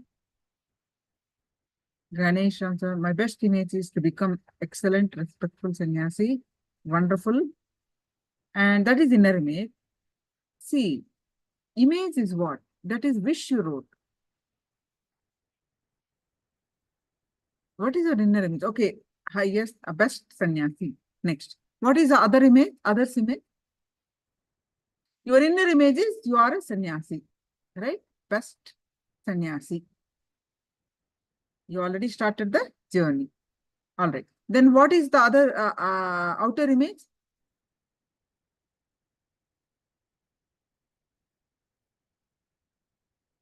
Your inner image is you are the excellent, respectable sannyasi.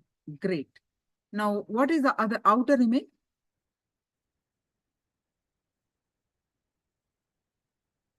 Outer image is what?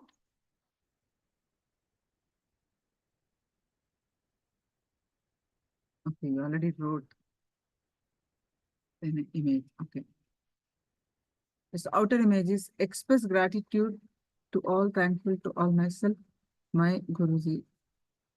No, you are expressing the gratitude. That is not outer image. Yeah? That is also what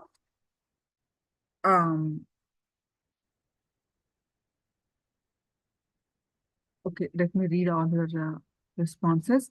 My best others image is I am respectable sannyasi. You see that? And my life image is I am Paramashiva. I am an excellent, blissful sannyasi. The second also will be the same. See, you want how the respect comes here? When all of you, all of the people respect you as he is the best sannyasi, he is the respectable sannyasi, all that, right? That's what you project. You want the respectable sannyasi means that's what you project, right? Isn't it? So when you are authentic, all four images align. You see that? When you are authentic, when you are expressing authenticity, all four images align. Are you see that? All of you are able to understand? Malicia, Ishananda, all of you are able to, Sukrini, when you are expressing in all four images align, when you are in peak possibility.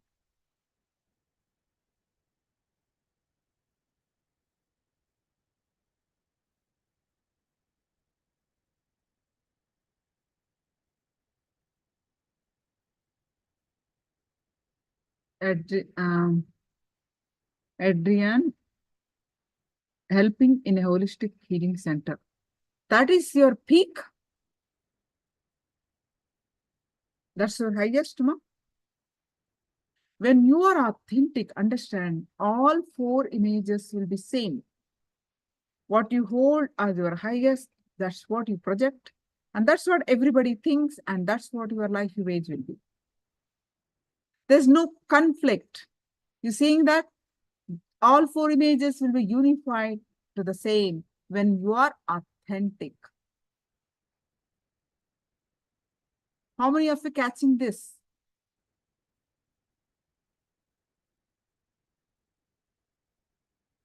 How many of you catching this? When you are authentic, all four images will be unified.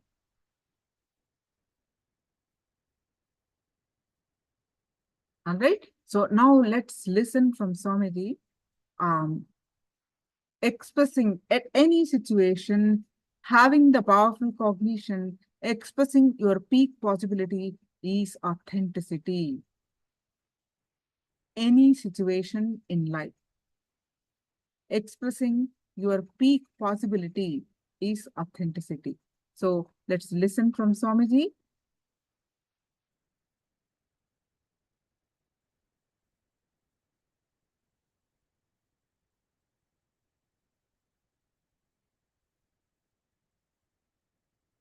Software with which you are operating contains certain limitations because the fellows who wrote the software itself could imagine only this much. They can't perceive which they don't know. The softwares with which your body and mind is operating may not have faults, but has a lot of limitations. If you are in a listening space enough, I will tell you there is even fault. The software with which your body and mind and consciousness is functioning has a lot of limitations. The cognitions you carry has a lot of limitations. The first step human being need to learn is manifesting powerful cognitions in every step of your life is authenticity. Manifesting powerful cognitions in every step of your life, whether it is about your wealth, health, relationships, energy, intelligence, Anything you have in your life, manifesting powerful cognitions about it. For example, oh, you can look at your life and say, wow, so many years I managed so many problems. Then I can be really through my whole life. If I can manage this much, why not anything further? This is powerful cognition. Or you can also manifest, oh, I am already tired, feeling heavy. What am I going to do if something more comes tomorrow, day after tomorrow? You can manifest that cognition also. Going on manifesting powerful cognitions about everything is authenticity. About wealth, life, intelligence, health, body, knowledge, good, bad, fears, hopes, desires, life, relationships, about everything. Master is a message from Cosmos, software update available. You can say, do it now or not now, remind me later, remind me in the night. You can press anything. I'm just a pop-up saying software is updated, ready. Ability to go on manifesting powerful cognitions about your money. I made so much. Only the first rupee is difficult. See, first crore you have to make it with your blood. The first crore will make the second crore just using your sweat. And the second crore will make the third crore. You don't even have to give your blood or sweat, just spit.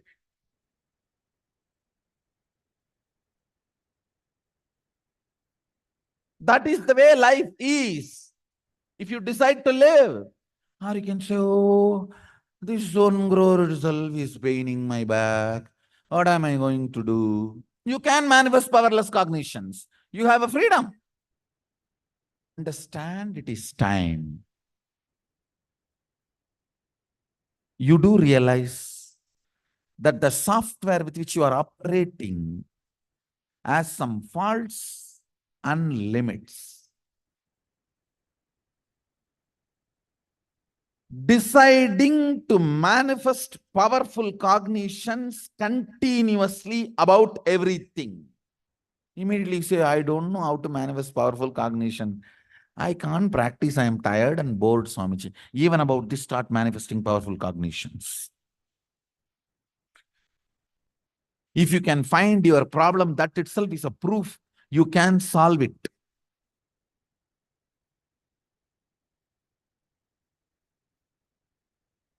Among the billions, it is only few thousands are awakened to this truth. If this truth falls into my ears, Sadashiva is graceful and compassionate enough.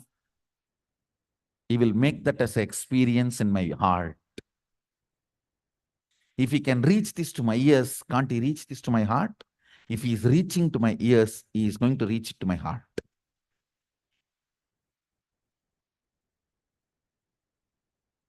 If he is reaching it to my ears, he is going to reach it to my heart. Otherwise, why in the 7 billion? Only in these few thousand, I am also part.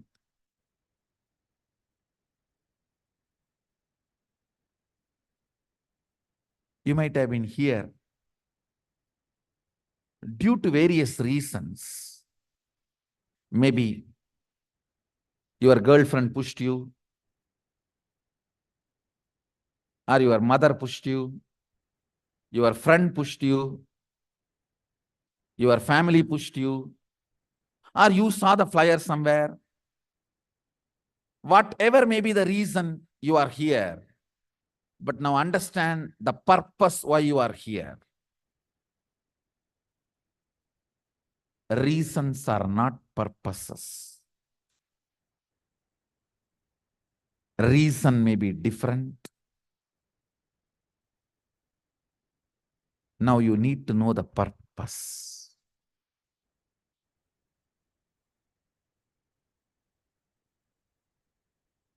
Purpose is to start manifesting powerful cognitions about life, about everything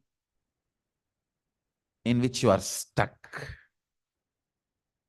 Powerful cognitions are not positive thinking. No. Thinking itself is stupid. How can there be something positive about it? Thinking itself is negative. How can there will be something positive about it? Powerful cognition means consciousness, breaking the limits of body-mind. Positive thinking means you have to logically practice it. Practice is four-letter word in our Sangha. No. Practice means your logic trying to take over your depth. Cognitive shift means your depth dictating to your logic.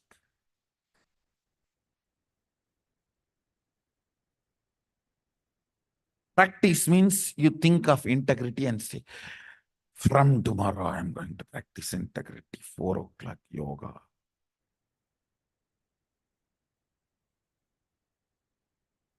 And 3:57, the alarm clock gets a big bang, bang. And then you curse everyone in the planet Earth who made the alarm, who brought it to your bed, who asked you to wake up. Everyone gets their share of curse. And then you don't know what happened. When you are again awake, it's already 8:30. This is what is practice. Stupids practice. The stupids gurus teach practices. Mysore Road does not teach practice. It teaches cognitive shift.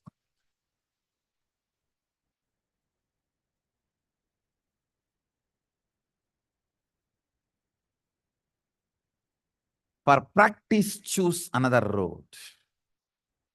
For cognitive shift, choose Mysore Road.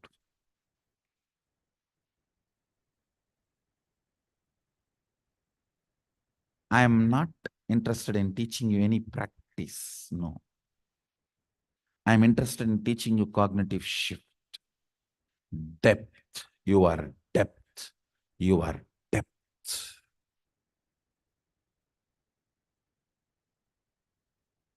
Only that need to decide.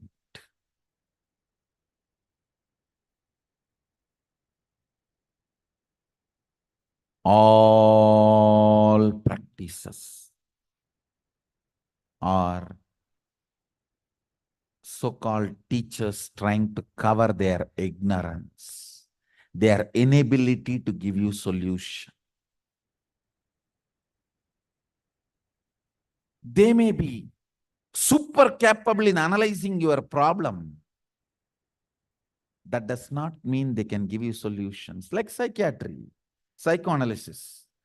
They have amazing technical terms. If you go to a psychoanalyst or psychiatric psychoanalyst and all that, in 1 year you will become a doctor. You know all technical terms of analyzing your problem. Conscious, subconscious, unconscious, supraconscious.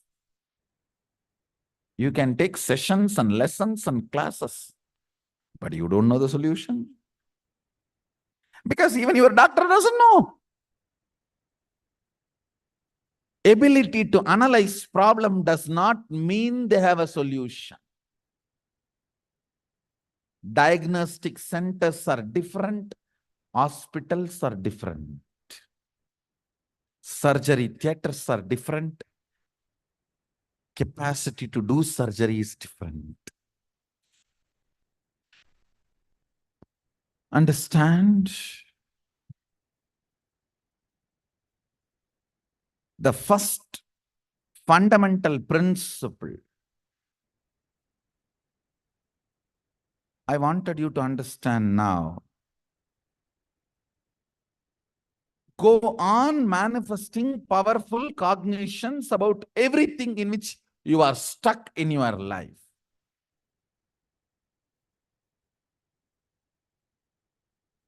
Sit for a few minutes and pen down all the powerless cognitions in which you are stuck, the memories which puts you in powerlessness, whether remembrance of money, remembrance of relationship, remembrance of your health, or remembrance of yourself. That is, I think, worst thing. Nobody wants to remember themselves. That is why they try to go for vacation.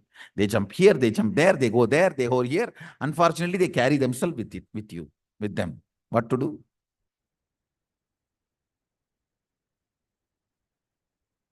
How much you will put the camera all the time outside? Oh, what a beautiful destination, vacation place. But inside it is saying, no, I am not interested. Whatever remembrance or thought currents puts you in powerlessness, pen down.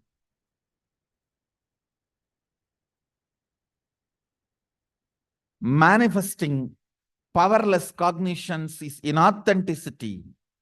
Manifesting powerful cognitions is authenticity.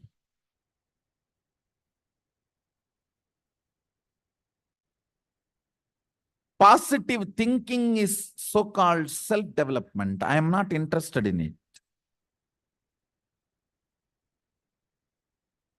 Because that need to be practiced here.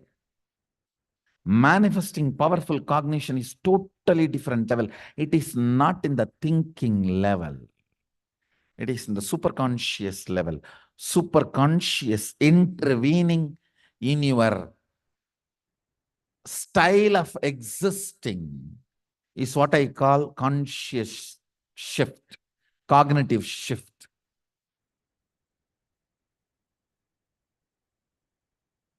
Your intelligence intervening in the style of your thinking is positive thinking. Your superconsciousness intervening in the style of your existence is cognitive shift. It's different level. If I have to give you more precise difference, in positive thinking, you need to practice. In cognitive shift, you just need to declare. In positive thinking, you don't need initiation, Shaktipada. In cognitive shift, Shaktipada starts the whole thing. In positive thinking, there is always negative thinking. The superconscious breakthrough, there is no negative superconscious breakthrough.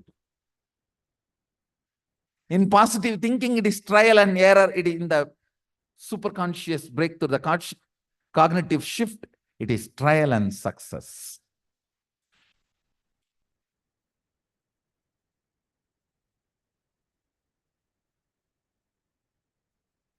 The first step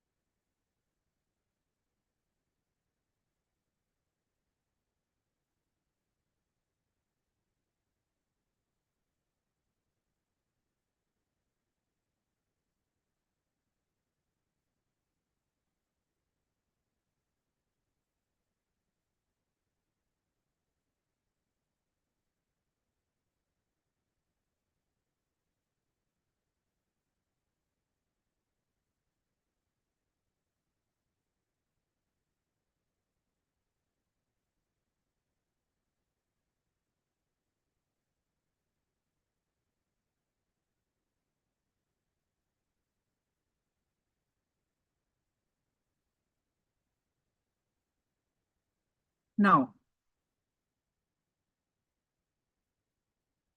let's move on to the power manifestation, then move on to the third Tattva, responsibility.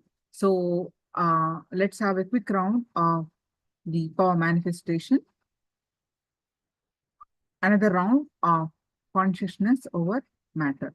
So please quickly go ahead and post your cognitions, powerful cognitions.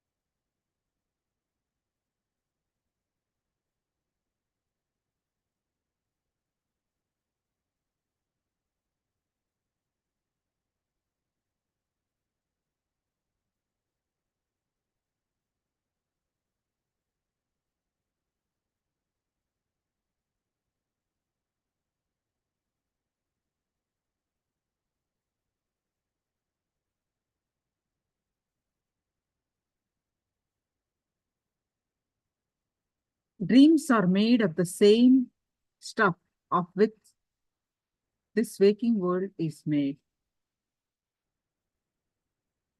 Yes. Any others also? Please post it.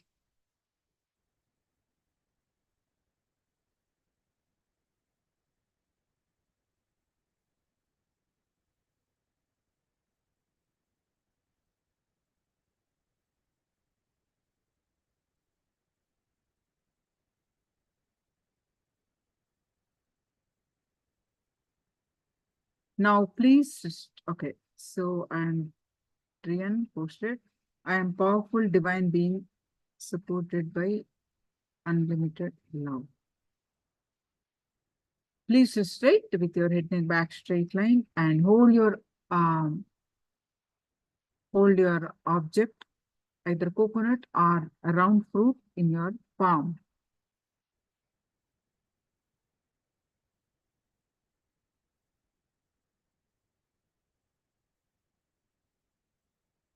In your palm.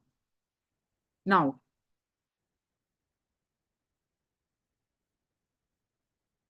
bring your awareness to your third eye.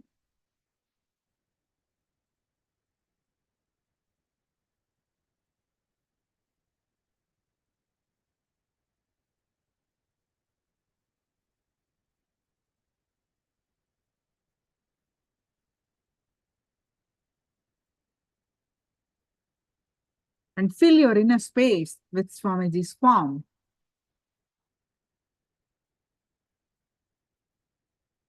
Any thoughts that are coming, let it come, let it go.